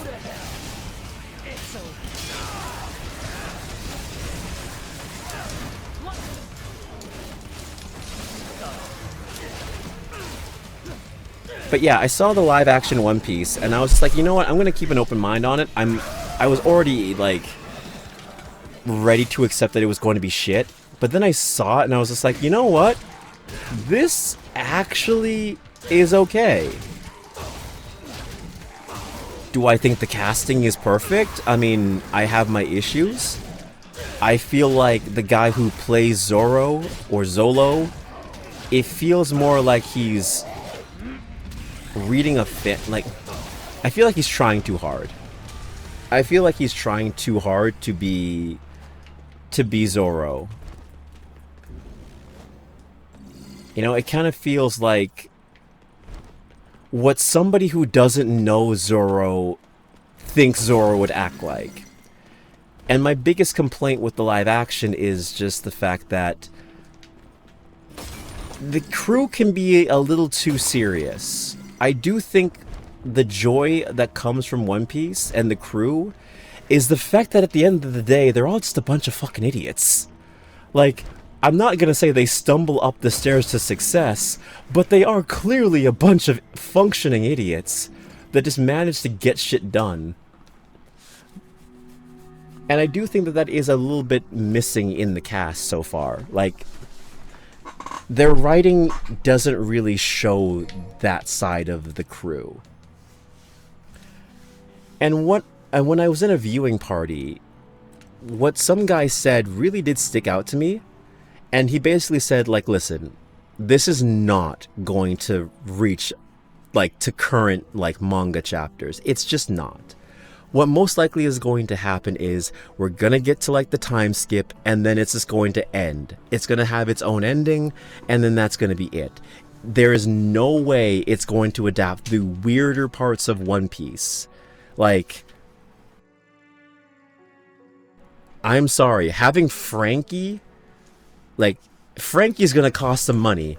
Having Brooke in the live action is gonna cost them a fucking fortune. How the hell do you have an animated skeleton? Chopper is already stretching the budget. And when things get even weirder with the powers, they're not gonna be able to do that. So it's most likely gonna end at the time jump. And when you think about that, it's like, you know what? I can kind of accept it for what it is and just kind of enjoy it. And I don't think what they did was bad. I think the things that they've adapted have been good. I think they gave Kobe and Helmeppo way more attention than they ever did in the manga. Like, my god. It took the One Piece manga at least a good 300 to 400 chapters till we saw Kobe again. For the One Piece live action, we see them in, like, the first arc, and I'm like, oh shit. Huh. You guys are here. We shouldn't be seeing you for like 300 plus chapters. Let's see. Sorry, I didn't read the chat for a little bit. One of One Piece's casting is funky. Zoro's casting felt like a grab rather than that they found the perfect guy for Zoro. Yeah, he doesn't really fit the vibe of what I would think Zoro is. He just kind of feels like he's mimicking him instead of becoming him, you know? If the crew had the vibes they do in all the outtakes, we'd be golden. Yeah, like the bloopers and like the behind the scenes where they're all just chilling and hanging out and being like regular ass people. Yeah, I agree with that. If they had that same vibe on camera as they do off camera, then you would be golden. We would have like the perfect Nakama. But instead, you know, they're kind of doing it where it's like some parts are serious and some parts are jokey, but it's not. We're not being jokey for too long. Yeah. Giraffe guy, exactly. Giraffe guy. When we get to CP9 and we're dealing with the giraffe guy. Like, Skypiea we can get away with just fine. Skypiea, it ain't that hard. But how the fuck do we explain a dude turning into a giant giraffe and a dude turning into a giant wolf and having that shit not cost most of the budget? Like, I said this once and I'll say it again. I think the money you chose for the live action could have been used to be making like a One Piece theme park. And you probably would have made a lot out of your budget for that. But yeah, I'm going to be honest with you. If we get to Thriller Bark, I don't know if we'll be able to get another season. Because the amount of CGI and practical effects that they would have to use to make Thriller Bark even look good would be astronomical. Like, the amount of budget you would get does not cover it. It is a straight madhouse in Thriller Bark. One Piece having 3 separate running shows at the same time is psychotic. Yeah, you're right. You are right. Oh, hold on. I'm gonna die. Hold on. Like, we have the... Motherfucker. You bitch. Red orbs. Yeah, fine. Like, we have the One Piece live action, we have the original One Piece anime, and then we're also having a remake of the One Piece anime that cuts out the filler bullshit. So yeah, you're right, we have 3 One Piece shows all playing at the same time.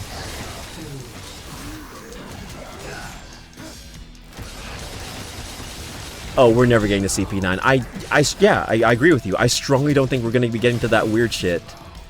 The weirder One Piece gets, I cannot see it lasting in live action. Buggy the Clown was already an expensive one. I could already guarantee you Buggy was expensive.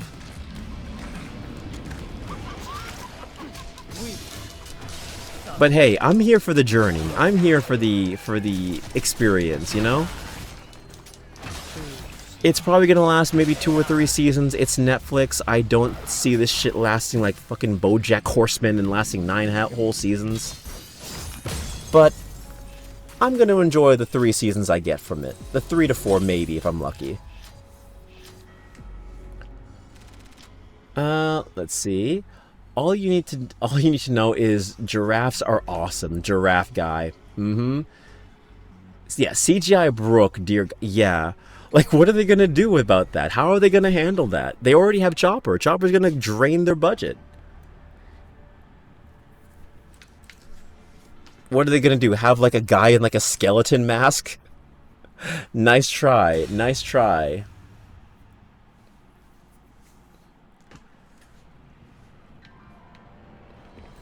I'll be honest, I wasn't expecting us to get to Arlong Park. Yeah? Yeah? I mean, they handled it the best they could. I'd say, I don't think they handled it poorly. I'd say they handled it the best they could.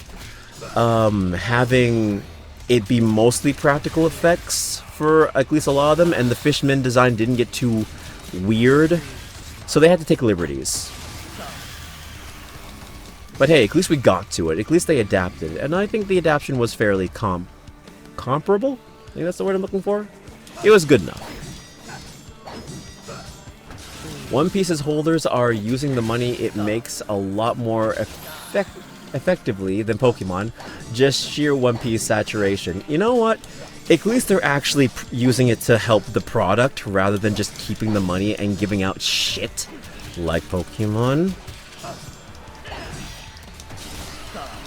I mean, I'm not gonna lie, man. I kind of want to cop those One Piece Lego sets. That shit look kind of nice. The One Piece Golden Mary looking kind of nice. Generally, do not see them making it past the time skip. Yeah, I don't see it either. Like hell, getting to what is it called? Sandolpi, the one arc where you meet the supernovas. That is also a very, like, rare... That I don't see that happening either, because again, that's when things get really weird. Like, Tiger for Law, that dude's powers alone are going to be very hard to handle. I think we end in Skypiea. I could see it. Honestly, I can see it. I can see Skypiea being a good ending. Because isn't that how the 4 Kids anime ended on? They ended with Skypiea and they just fucking died at the end. Could you imagine if the live action does the same thing? As like a wink and a nod to the audience. They just like, after Skypiea, they sail off into the sunset. They never come back. Remember the shit-ass Mob Psycho 100 live action? I didn't even know there was a live action. I'm gonna be dead ass with you. I did not know there was a live action to that. What? No.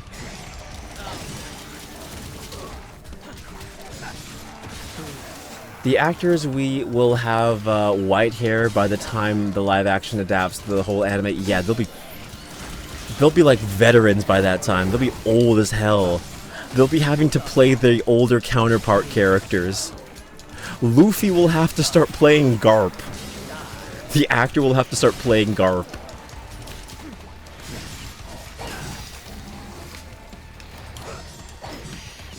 and like Zoro will have to start playing Mihawk.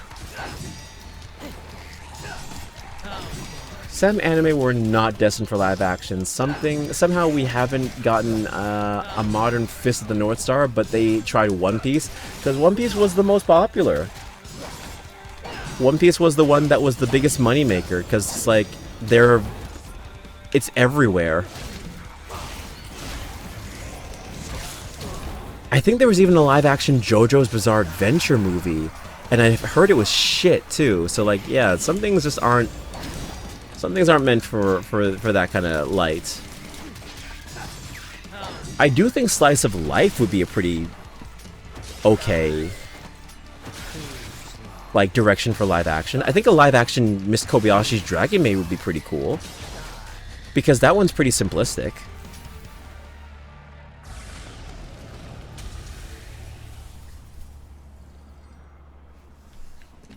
Yes, everyone dies in the One Piece dub because it ends with the whole with the whale falling out of the sky onto the Going Merry. Yeah, One Piece was popular, but its characters are so inhuman so often that it looks immediately impractical. Yes, 100%. I am going down a disgusting hole. There was an American live-action Fist of the North Star movie. Okay. That's why I phrased it as how... Oh, okay. Live-action JoJo was bad. Okay. Oh, God! Yeah, there was a live-action JoJo, a live-action Full Metal Alchemist, and also a live-action Bleach movie that all came out around seemingly the same time, which was kind of funny.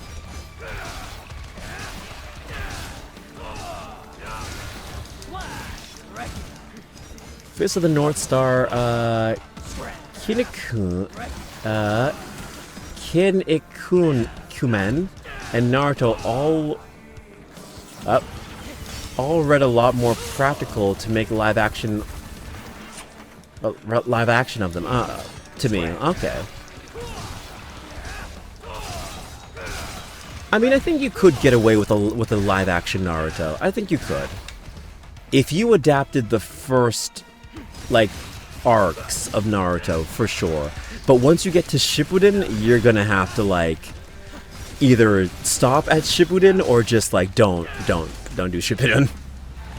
Or like just like, yeah, take a lot of liberties with Shippuden. What is this? What is this? What is this, Yakiri?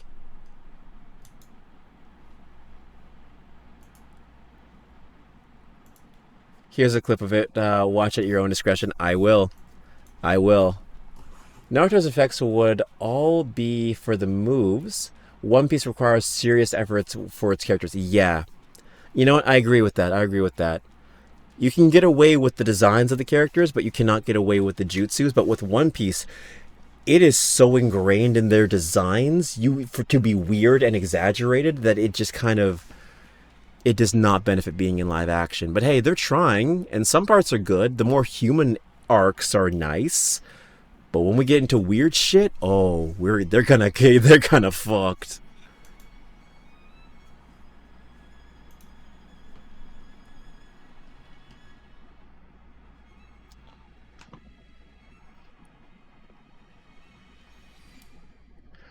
All right, he doing it. Oh. Oh no. Oh no, I'm the same way. I'm that guy.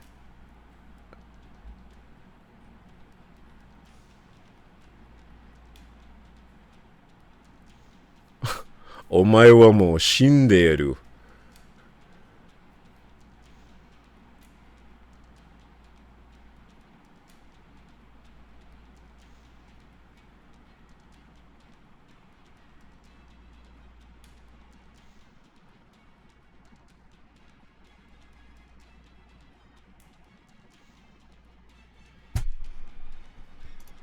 This shit ass.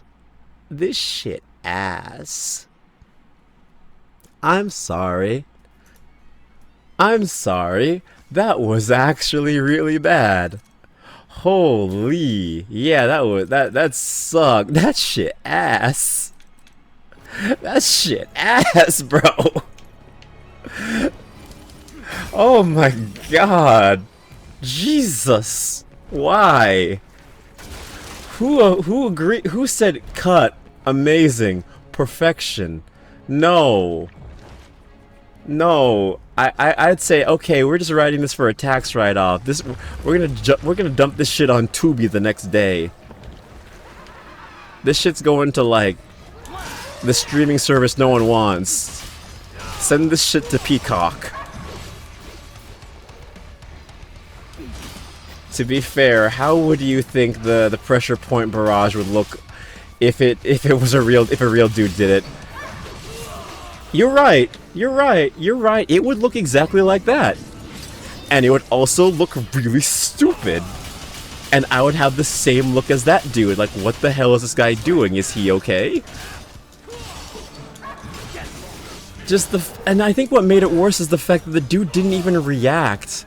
There was no, like, the guy was just standing there and taking it, just giving him that look like, are you well? Which makes it even funnier. And honestly, I don't think they should have done the dude's head, like, exploding. They should have just leaned into how stupid it was and have the dude just full-on explode, like, into chunks.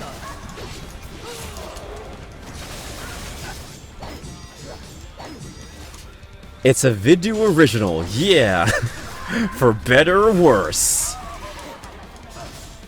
Oh, there are times dudes just stand and take it before exploding in the anime too? Oh, okay. Well, I guess that's slightly better. I guess that's slightly better. Slightly? Nani. Feel the motivation.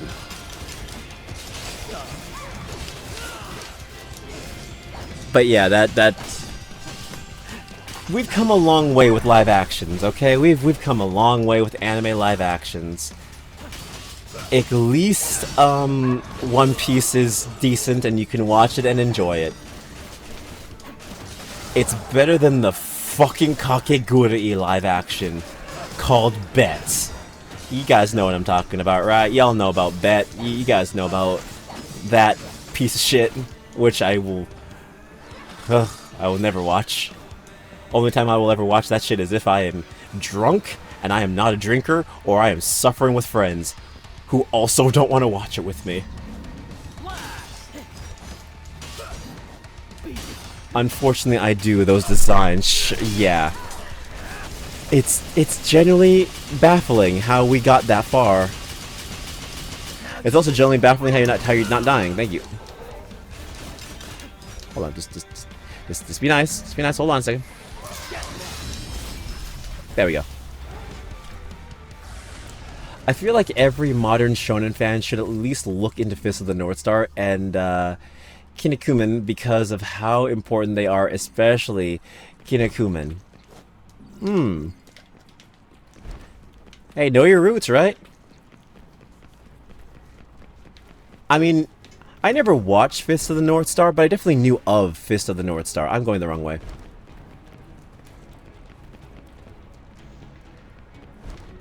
I knew the memes and all that stuff like that. Kinnikuman, no.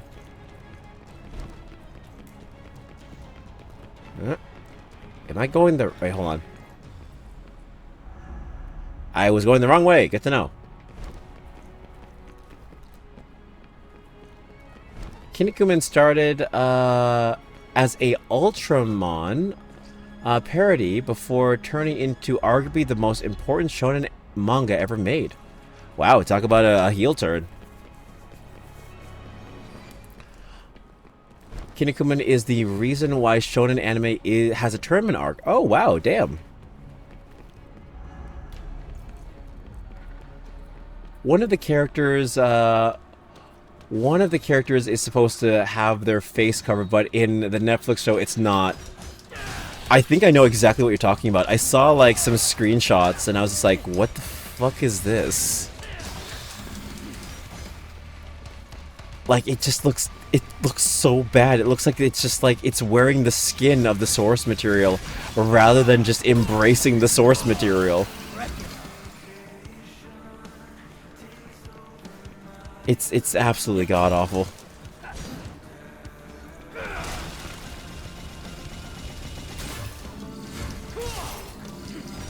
Just a mouth mask. Oh, even better.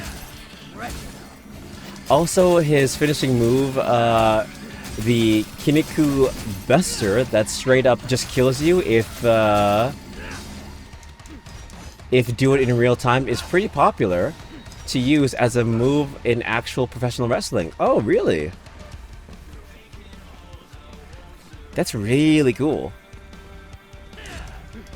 Oh. Come here. Where are you coming? Where are you coming out? Oh, guess it's left.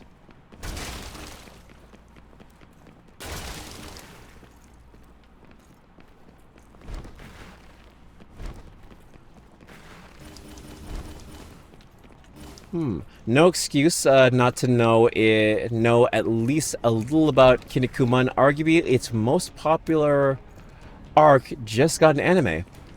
I've never heard of it. I've honestly never heard of it. I probably have seen the character. More than likely, I probably have, but I just don't know the name. Oh, goody. I don't care to deal with this right now.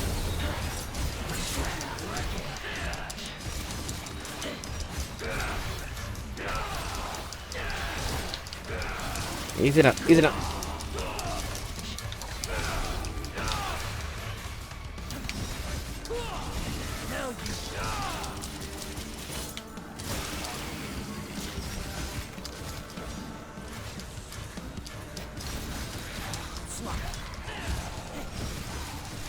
The Kiniku Buster is setting your opponent upside down with their head in your shoulders and falling to your ass with a spit rep pile driver. You can see why most people who do the move in wrestling fall backwards instead of straight down, right? Ah.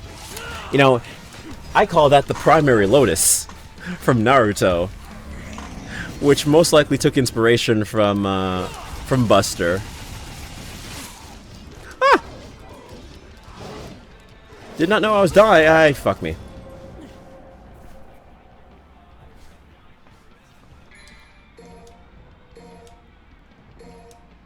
Ooh, it's a lot of gems. Also, there's absolutely zero way you've never seen Kinnikuman, because I feel like we've talked about Ultimate Muscle before. Maybe. I will have to look it up. Oh, fuck. I'll look it up after this, just to make sure.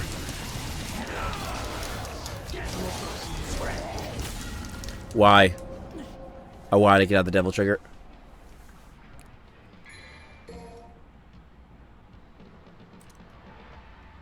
Okay.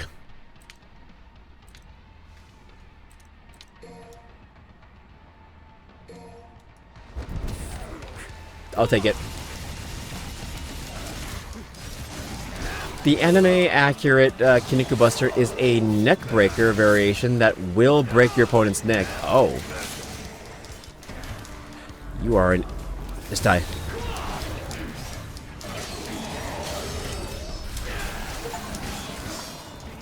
Demon Destroyer. How nice. There we go. I've never seen the show or read the manga, but I'm very aware of what it's done to shonen because I've got a friend who's super into it. Okay. Let me look it up. I'll look it up quickly. Alright. Alright, it's called... Alright. Kiniku Buster, gotcha.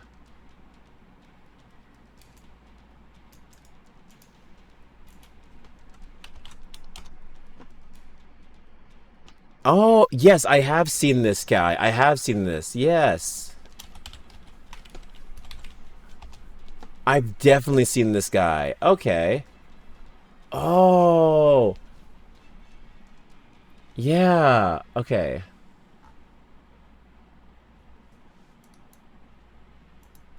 I'll show it, I'll show it, I'll show it. Oop, oop, hold on, hold on, hold on.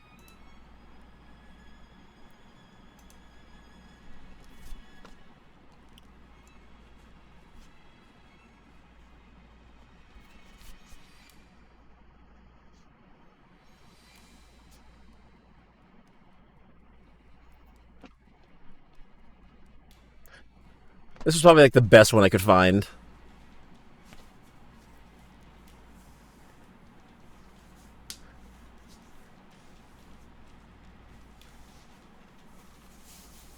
Ooh.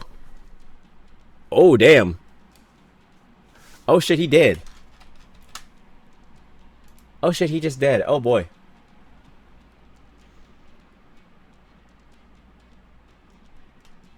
Well, yeah, I've definitely seen that. I've definitely seen that design.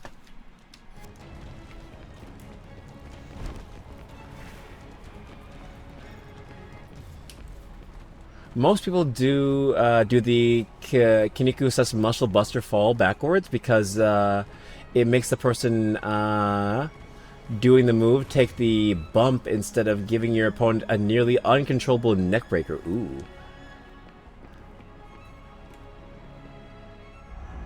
This isn't how he normally does it. That's basically a backbreaker to the alligator guy's face. Okay.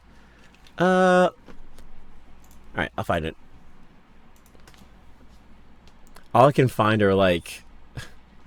Okay, this might be it. Nah, it's got some stupid shit to it.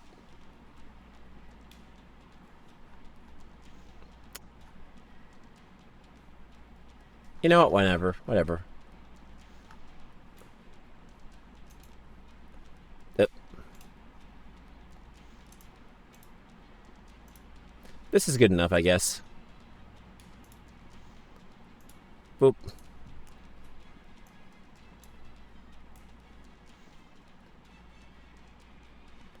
And then there's also one with like a wrestler dude doing the same thing.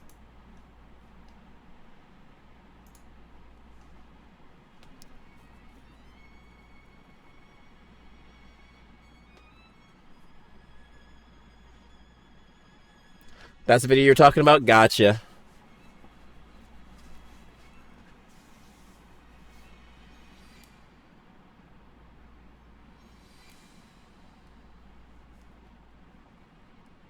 Ooh.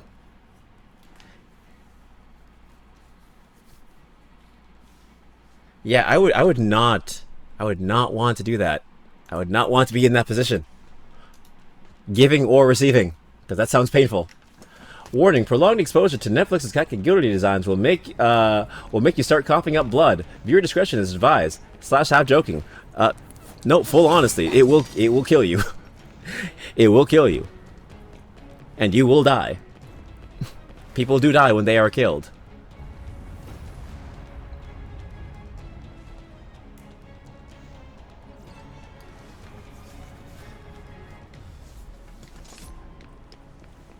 You see why most people fall back instead of doing a sit-out pile driver bump right? Yes. Because that shit looks very painful, and it could also look like you could easily cripple a man. And I do not want the legal bills that would come with doing that. 90s Japanese wrestling was a contest to see who could get hurt the worst and keep going. It was an aura farming competition. Do it, bitch. There you go. Straight up aura farming. Legal and or medical bills, which none of them wanted to pay.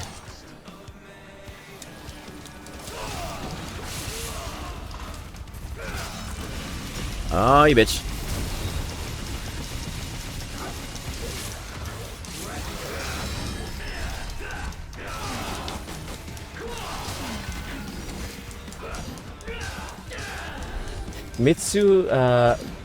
Mitsuharu Misawa, almost arguably the greatest of all time, worked hard for almost his entire run and died in the ring because he refused to take time off to heal. That is surprisingly a very Japanese thing to do, because there was a case with an idol who was going deaf in one ear, whose doctor straight up told her, listen, if you continue to perform, you will go deaf in this ear. Like, you will continue to go deaf permanently. So take your medicine and stop performing, otherwise you will be deaf. And she didn't listen, and she's deaf in one ear permanently. She just didn't take the time off. It's a very Japanese thing to do. Yeah.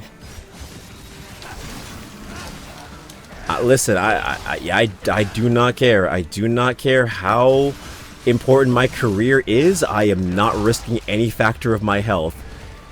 If you say permanently blank, if I do blank, I'm like, alright, fuck it. I ain't doing that shit no more. Nope. Nope, nope, nope, nope, nope.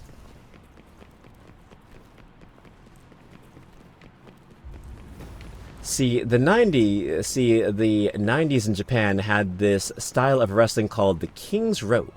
It was basically, if you work yourself to the bone, yep, and are willing to beat the shit out of your opponent and get the shit beat out of you, you'll become a legend. And Misora clearly became a legend for the worst possible way.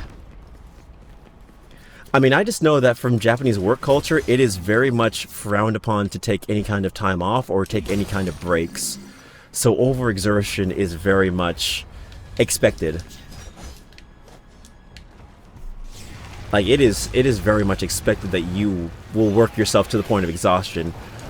Especially in the animation industry, since there are multiple cases of, like, mangaka and, like, animation workers dying at their desk. With veterans being like, yeah, this is just the nature of things, man. Like, this is the work culture here. We die for our shit, literally. There is no greater honor than to die at your desk working on manga. And I am like, nope, you miss me with that. Nope, I'm okay. I don't need to die anytime soon. I'm not interested in that.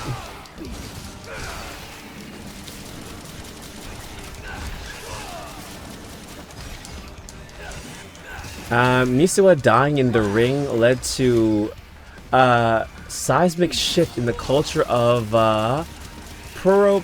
Puroresu, because the biggest figure in the industry dying on your watch doesn't look good to anyone. Does it? No, it does not. It's like, well, he died? I don't want to do that shit. No. I mean, if I saw somebody dying on the ring, my first instinct isn't going to be like, hey, yeah, I want to be just like him. I'd be like, no shit, I need to avoid that shit.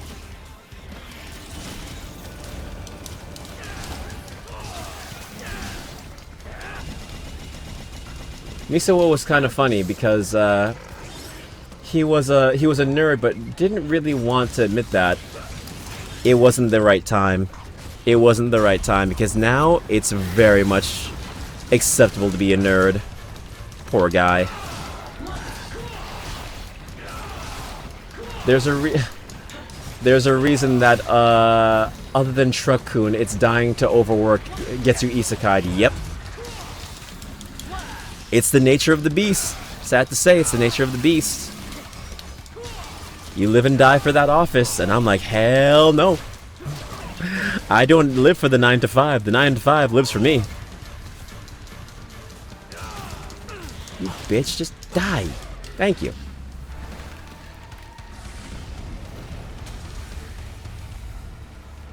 He had a massive Ultraman statue in his house. Oh, wow, that's so cool.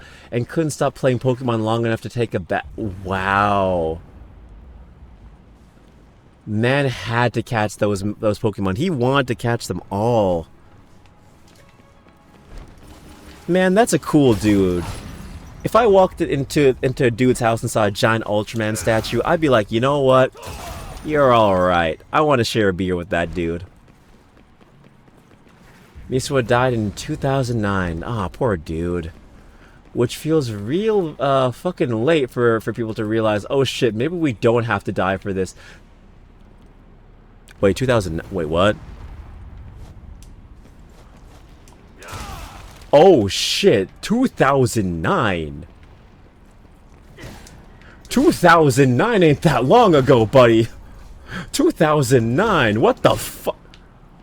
It took him this long to realize, hey, don't fucking die in the ring? I thought you were gonna say this was like in the 60s or some shit like that.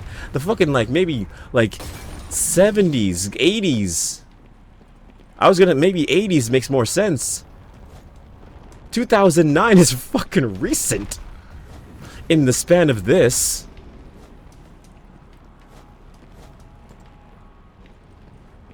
Yeah. Misawa was a tough guy type. He was never gonna admit that he was a Tokusatsu guy. That's my champ. A damn legend, but holy shit, no, god damn. Where the fuck do I go? Ah, I see the pattern. Fuck. Fuck. Okay, let me just lock in real quick. Thank you. Gonna break that. Thank you. I think this chapter will most likely be the last chapter I do for the night, and then I'm gonna call it, because I do got work in the morning, so yeah, it's gonna be my last one after we finish this chapter. Which I think we're like halfway done, if not almost done. But yeah, that is crazy. Purosu took until 2009 for the King's Road to finally completely die. That is disgusting how it took that long. Yeah, 2009. Yeah, I thought it was in like in the 90s, like the 80s or 90s. Especially with that video quality, like goddamn. Miso was a 90s guy who just kept going forever, putting on the best batches ever. Because the guy's aesthetic looked like it was from the 90s. I think that's what threw a lot of us off, too. Oh, great. I shouldn't say shit. Now I gotta deal with this crap. Oh, this is fun. Misawa died at 46 in the ring, in what feels like a completely avoidable way if you were to just be able to rest up and actually go to the doctors. Yeah. And the thing is, that's entirely self-inflicted. He could have gone. No one was stopping him. Like, nobody owned his decision. He made that choice. And the fact that he said, no, I'd rather go out like a legend and ignore my body is really sad. I mean, this is the lesson of anyone, really. Like, if your body says, I'm not up to doing this, and it physically hurts to do it, don't do it. There's always tomorrow. You know? There's nothing bad with resting up. And I know in like today's day and age, that's even scarier, especially with content creators, because it's like, oh, if I stop doing this, if I stop streaming, if I stop making videos, if I stop like engaging and making posts, I'm gonna be seen as dead if I don't do anything in like a week, a month. But it's like, bro, we're humans. You do need the mental recharge. You need the physical recharge. You can't just keep going like a machine, because you're not. Machines were made by humans to make life easier for us. We can't become them. Otherwise, we put ourselves in an early grave.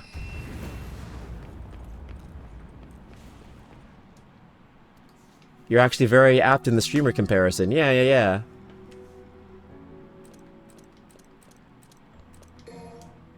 Because a lot of the times we force ourselves to do it. It's like, okay, well, I told myself I was going to do it today. Oh, I have to make sure I have this schedule. Oh, I have to force myself to do it even though I'm dead tired after like a full day shift. It's like, no, like, you don't have to, bro. You don't have to. If you're not here for a week, it's gonna be okay. I know for a lot of people it's like, oh, that's a death sentence. It's like, no, I mean, it's... Entertainment's entertainment, man. People come back. New people come in. It's okay. You're allowed to just take a break. You're allowed to take a breather. Same thing for the ring. Like, listen, bro. You fighting the new, like, hotshot in the ring, you don't have to do that. You can take a break. You know? Is it worth your health? That's the question you gotta ask yourself, you know? I once read a manga about an obsessive who stopped hearing in one ear in one chapter. Obsessive streamer. Ah. Yikes. Oh, you again. Well, I guess we could end it with this guy. Misawa's deal is slightly more complicated than that because he was the only real draw in the promotion he worked in for a while, and he felt like he owed everything to them. Oh, okay. Still, like, if your moneymaker dies and the doctor is telling you, hey, don't do this or the guy's gonna suffer some serious health complications, you should probably listen to that.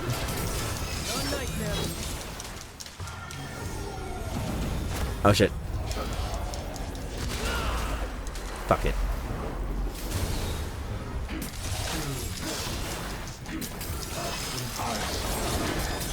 Mishima should have lived on to teach the next generation. Yeah, for sure.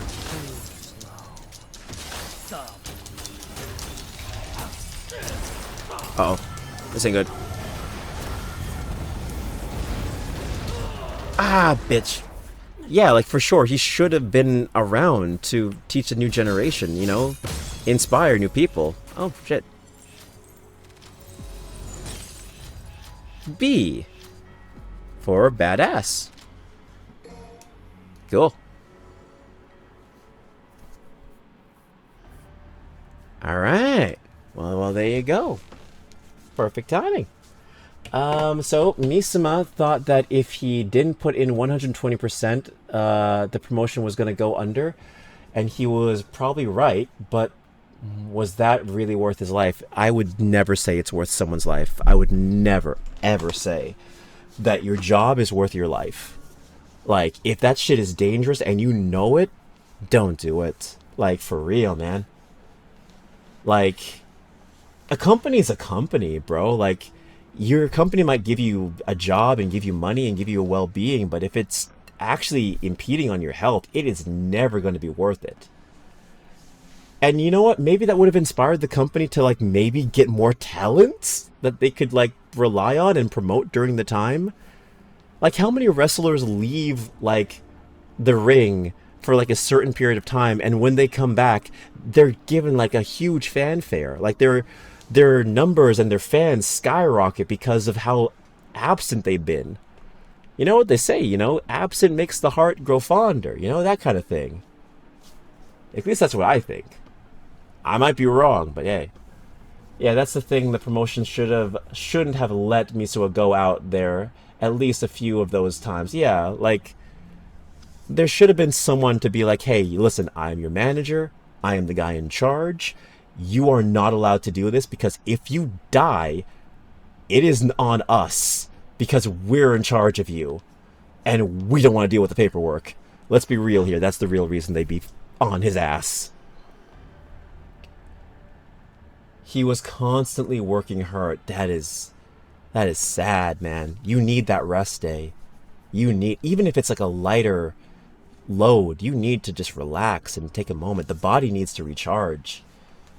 If you're physically hurting, you need that charge, man. Damn. Look at that guy, though. That's the most wrestler who was ever a wrestler. You know what? Very true. Very, very true. He died the way he lived. In the ring. Poor guy, though. Poor guy. Alright, hold on. Let me get the music going. Let me get the music. And please don't blow up my eardrums. No, I think... No. Hold on. I'm gonna get something. I'm gonna get something good. Let's see here. Let's see, let's see.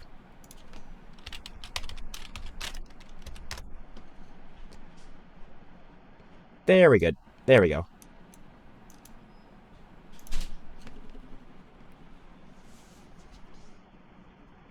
All right, all right. Jeez, him still fighting while hurt sounds like an anime protag having a final stand. Like Zach in like Zach in Crisis Core. Yeah, like Zach in Crisis Core. For real, that man died. He fought to his last fighting breath. Hold on to your honor as a soldier. Actually, it follows a lot closer to Baki the Grappler. I don't know if anyone watches Baki the Grappler. I personally don't watch Baki the Grappler, but I do know people who have watched and read it, and I don't want to, like, spoiler alert, like, a character does die in the ring. He does die fighting. So, it's very much reminiscent of that as well. Yeah. Misa was absolutely the anime protagonist of Purosu. Purosu. Sorry, I keep butchering that name. I'm sorry. Imagine being the guy who accidentally killed him, though. Ooh. It's like, yeah, you gotta live with that for the rest of your life. That's gotta suck. Also, Ashita Joe. Yeah, guilt would haunt him for the rest of his life. It would haunt me for the rest of my life, knowing I killed a legend. That would, like, burn me. He took a fairly normal backdrop suplex from Ashikata, Akitsushi Saito, and killed him. Wow. Ugh. I mean, it wasn't even his fault. It's more of just like a buildup of everything the man was dealing with, and this was just kind of like that final straw. If he was fully rested, if he was fully healed up, it wouldn't have killed him. It's just the fact that that mixed with everything else he'd been going with over the years, or however long he was dealing with that pain, just kind of crumbled, you know? Look up Ashton Joe death pose. Okay. I will, I will. I will. Hold on. Oh, I copied the wrong thing. That is...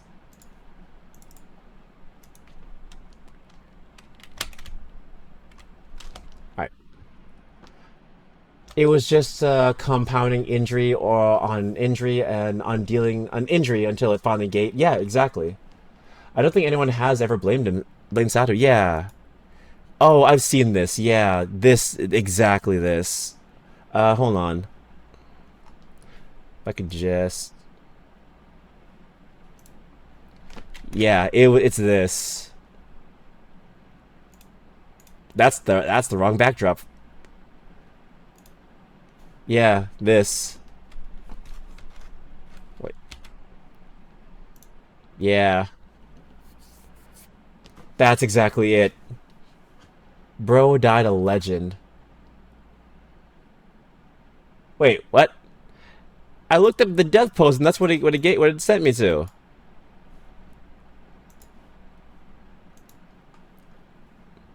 I looked up wait. Oh, I put up Joe death pose. My god. Hold on a second. Hold on a second. Hold on a second. I'll get the right shit.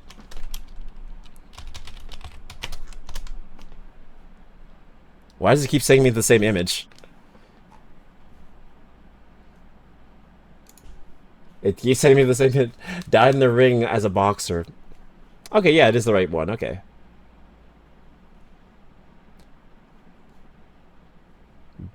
Bro died a legend. He died smiling. That's sad, bro, man. That's sad. Um, if he knew how dire his health was, he probably still would have put himself out. He probably would have. I don't think it would have stopped him. I mean, look at like all these other cases of people who died at their office or died working. They knew their health was in danger, but they still did anyway because they were so tunnel visioned. It's one of those situations. It's just the tunnel vision mindset. Yeah. That was just what Misawa's deal was. He was a wrestler. He was a wrestler's wrestler at a time when that meant suicidal dedication to the craft. Yeah,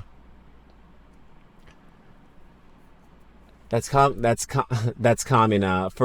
First one was Kamina. Oh, second one was Joe though. Okay, cool. We got it eventually.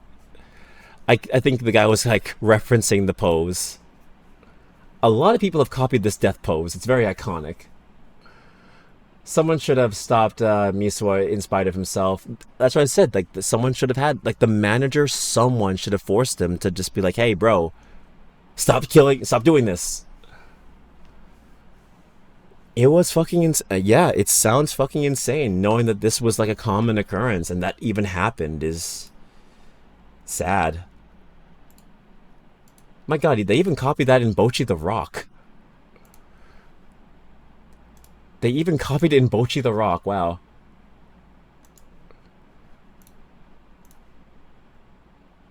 Wild. The Joe death pose is the dignified version of the Yamcha pose. You know what? Yes, it's the good version of the Yamcha death pose. If Yamcha died a bitch, that man died with honor. Misa was the main character, but Kawada and Kenta Kobashi were certainly there doing crazy shit. Almost every anime has referenced the pose. Yeah, I'm even seeing Danganronpa reference it. I'm even seeing Danganronpa. On. Yeah, Danganronpa referenced this death pose too. That's crazy. It's wild. Um. Also, Stan Hansen, possibly the nicest person in wrestling, was the. One second. One second. No. I want more Nikkei. I want more Nikkei music.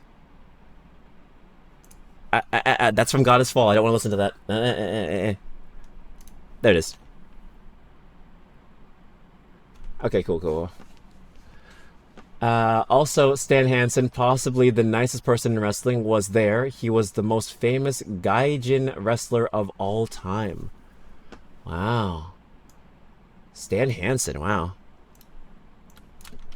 Stan Hansen. Look at this guy up. Really? Him? Oh, okay. Oh.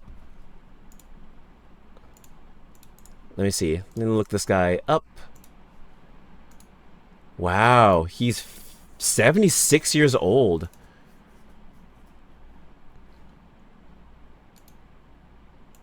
Cool. Wow. So that's the guy, huh? Huh. He seems like a nice dude.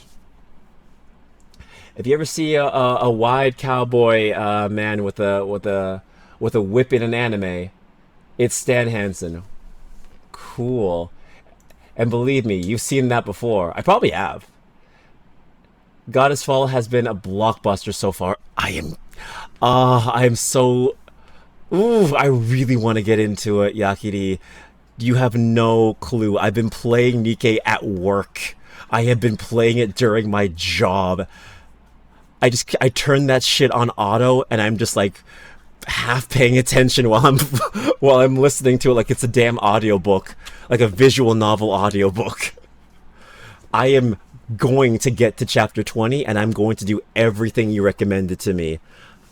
I cannot say I can get to chapter 40 by the end of the event. I cannot do that. I am not giving myself that possibility. But I can at least get to chapter 20 and do all the extra event bullshit before I do Goddess Fall. I can at least do that much. I'm getting there. I'm gonna get there. I promise myself. Definitely don't need to be at chapter 40. Thank God. Thank God. Because that would have destroyed me.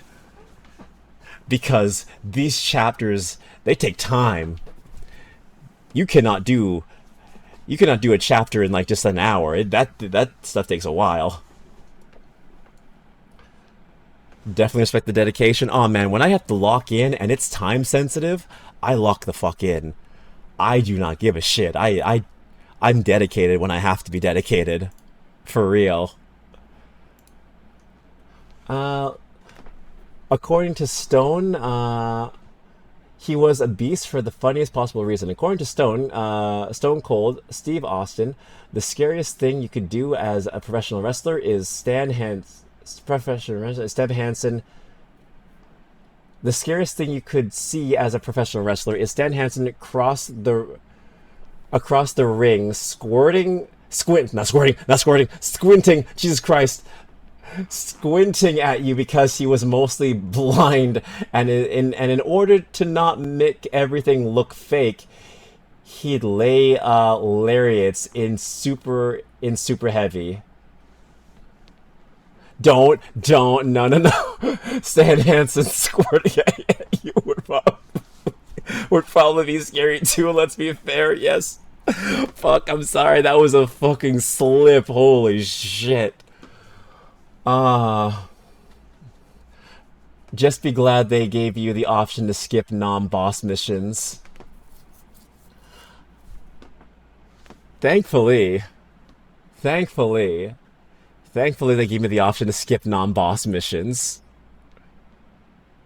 I think that's what I'm doing. I think I'm skipping the non-boss missions. I'm on chapter 17, so hey, I'm doing something right. Oh, well, you know what? I can listen to Hurricanes. The song fucks. It wasn't like a few updates before. Okay. 17, wow, you were quick. Yes. I was on chapter 14 or like 13 before. I'm on chapter 17 now. I tell you, I'm beelining this shit. I broke the 160 wall for a damn reason. I can just speed run this shit to the end. That is my purpose. You should look up what Stan Hansen's lariats look like. The most lariat anyone has ever lariated. Alright, I can do that quickly. Let's see. Lariat. Lariat GIF. Okay, there we go. No, not Lariat compilation. I just want the GIF.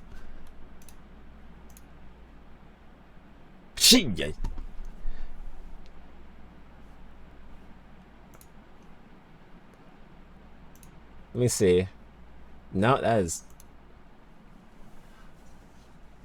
Back in the day, we have to fight every rapture on the map to get to the end of the chapter. Oh, a lot of the characters in Kinnikuman are heavily based on real wrestlers, but those wrestlers also exist in Kinnikuman's canon. Ah. Oh, is that an option to, like... You don't have to fight every rapture on the map to get to the end of the chapter? I've been fighting a bunch of raptors to get to the end of the chapter. Is there an option to turn that off? Because I've just been doing that shit. I've just been, like, speedrunning them all. I've just been auto-battling. Or not auto-battling. I've been like, quick-battling so I can just, like, get to the boss quicker. I didn't know that was a thing. Alright. Okay, hold on. I'm finding the lariat. Give me a brief moment. Uno momento. And it keeps trying to play Goddess's Fall. The entire thing is Goddess's Fall in this playlist. What the fuck?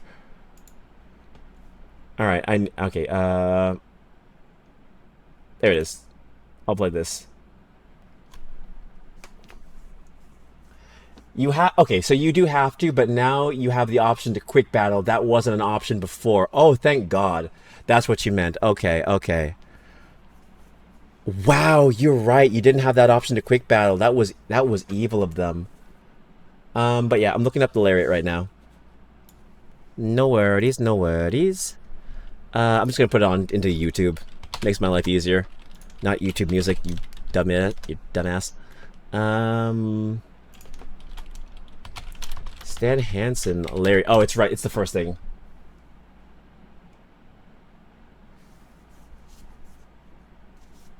Okay, this one seems... Stan Hansen's Lariat destroys Tenryu.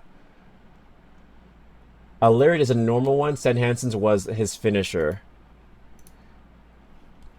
Alright. Alright, I got you.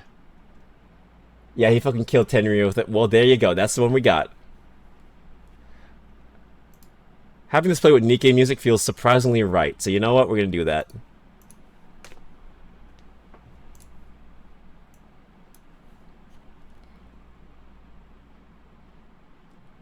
Lariat Club. That's what I was thinking. I was thinking the fucking Lariat from Sasuke, when Sasuke got double lariated. Oof.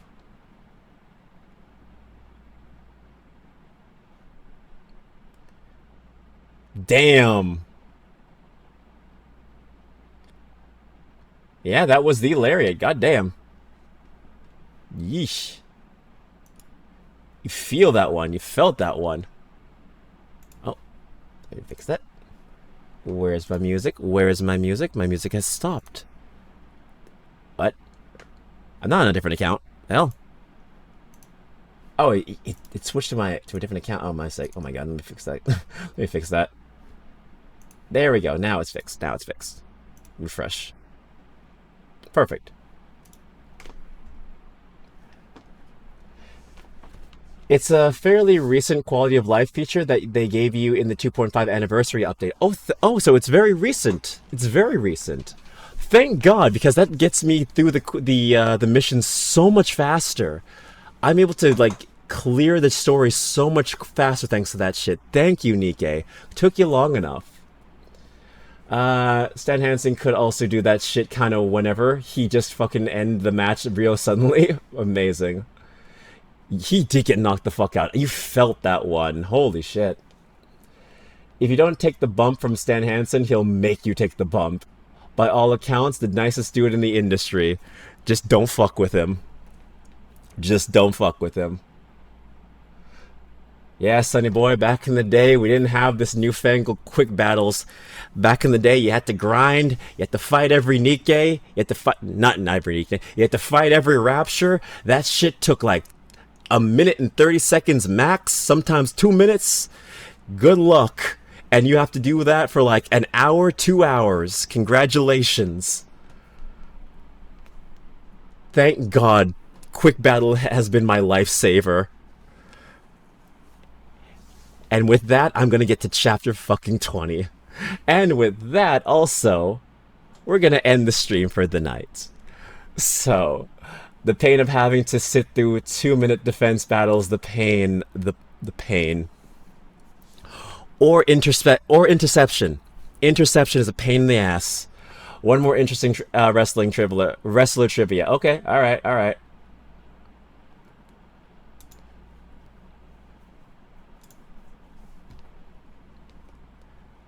Akira Toriyama drew Stan Hansen hanging out with Arail.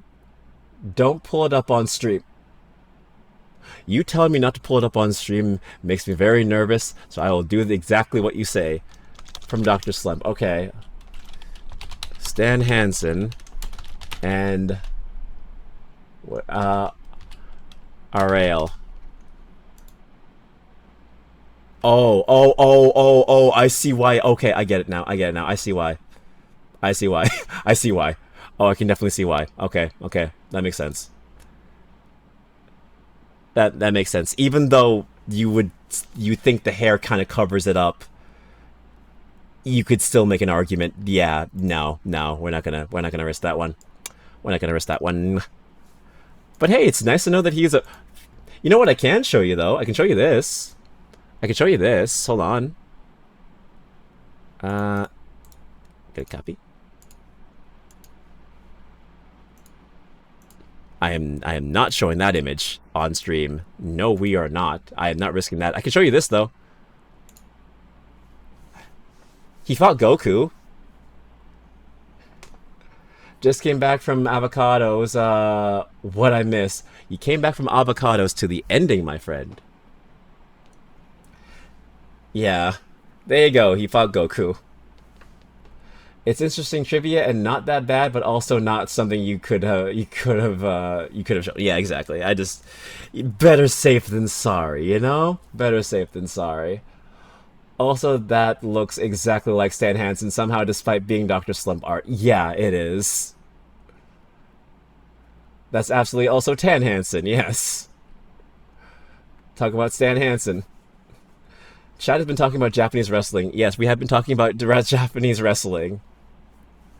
And we are just about to end the stream for the night. So I am going to thank everyone for showing up as I get rid of this photo of Goku about to get decimated by this Western man.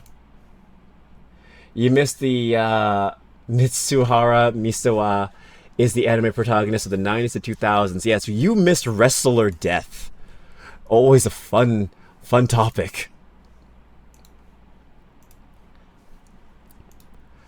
But yes, thank you all so much for being here. I appreciate every single one of you. You guys are amazing. You guys were fun. This was a fun night.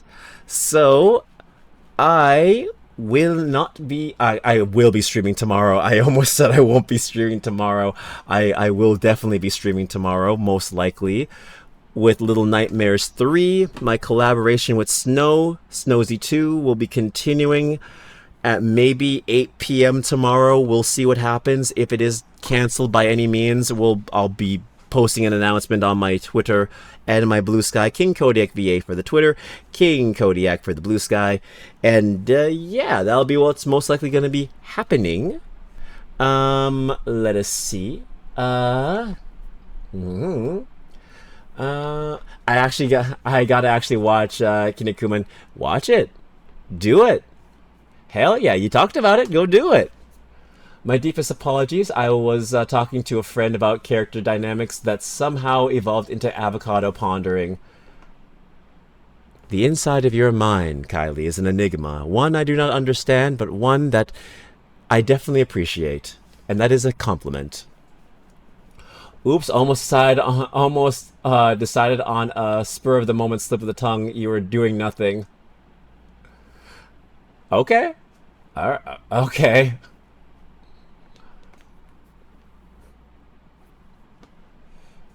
Alright. Looking forward to it. Kinnikuman is hard to follow through. Is a hard to follow through anime. Gotcha. You had the real old anime that wasn't complete, and then the perfect origin arc anime. Nothing in between. Okay. Thanks. He was the one that started the avocado talk. Don't you just love it when your conversation just ends up going somewhere completely unexpected? Alright. The avocado character dynamic, yes. Alright then, so I am going to be sending you all off to who is live tonight. Night everyone, night. Good night, Yakiri. Alright. I'm gonna send you guys off to my good buddy Haxeffects. He is doing a PSP JRPG marathon. I've raided into him multiple times before. Kitsune, yes, thank you. You're still here. Thank you. I appreciate you. Nice dreams, everyone. Yes, he is currently playing Brave Story, New Traveler. So I'll raid y'all into him. And if you guys need to raid and dash for the night, just say your hi, goodbyes. I appreciate that. No worries at all. I'm gonna do the same because I need to get to work. I need to get ready for work tomorrow, and that's gonna be fun. Cause I don't want to do it. Cause I gotta do it anyway. Ah well, it is what it is. All right. So, no, not the counterattack. No, not that song. Encounter is a good one. Encounter is a good one. Okay. Alright, guys. I'm going to send you guys off. I'm going to do my good nights like I always do. So, thank you, Kylie. Thank you, Dextrezen. Thank you, Yakiri. Thank you, Kitsune. Thank you. Jojo wasn't here today, so I can't thank him. But hey, thank you, Jojo, for being an amazing mod. Thank you, Katsu. Thank you to all of my lurkers and people who I might have missed. It was a pleasure working with you all. It was a pleasure streaming with you all today. Absolute pleasure. Oh, thank you to Rose. Thank you, person who wasn't here. Yes, thank you. Thank you, random citizen. Thank you. I love you too, random citizen. But yes. Good luck in advance, boss man. Thank you so much. I will try. I will try. Alright then. Like I said before, Little Nightmares 3 tomorrow. If anything Jojo is here. Haha. I have clairvoyance, or I just got very lucky. Thank you, Jojo, for being an amazing mod. I appreciate you. Thank you. Alright, guys.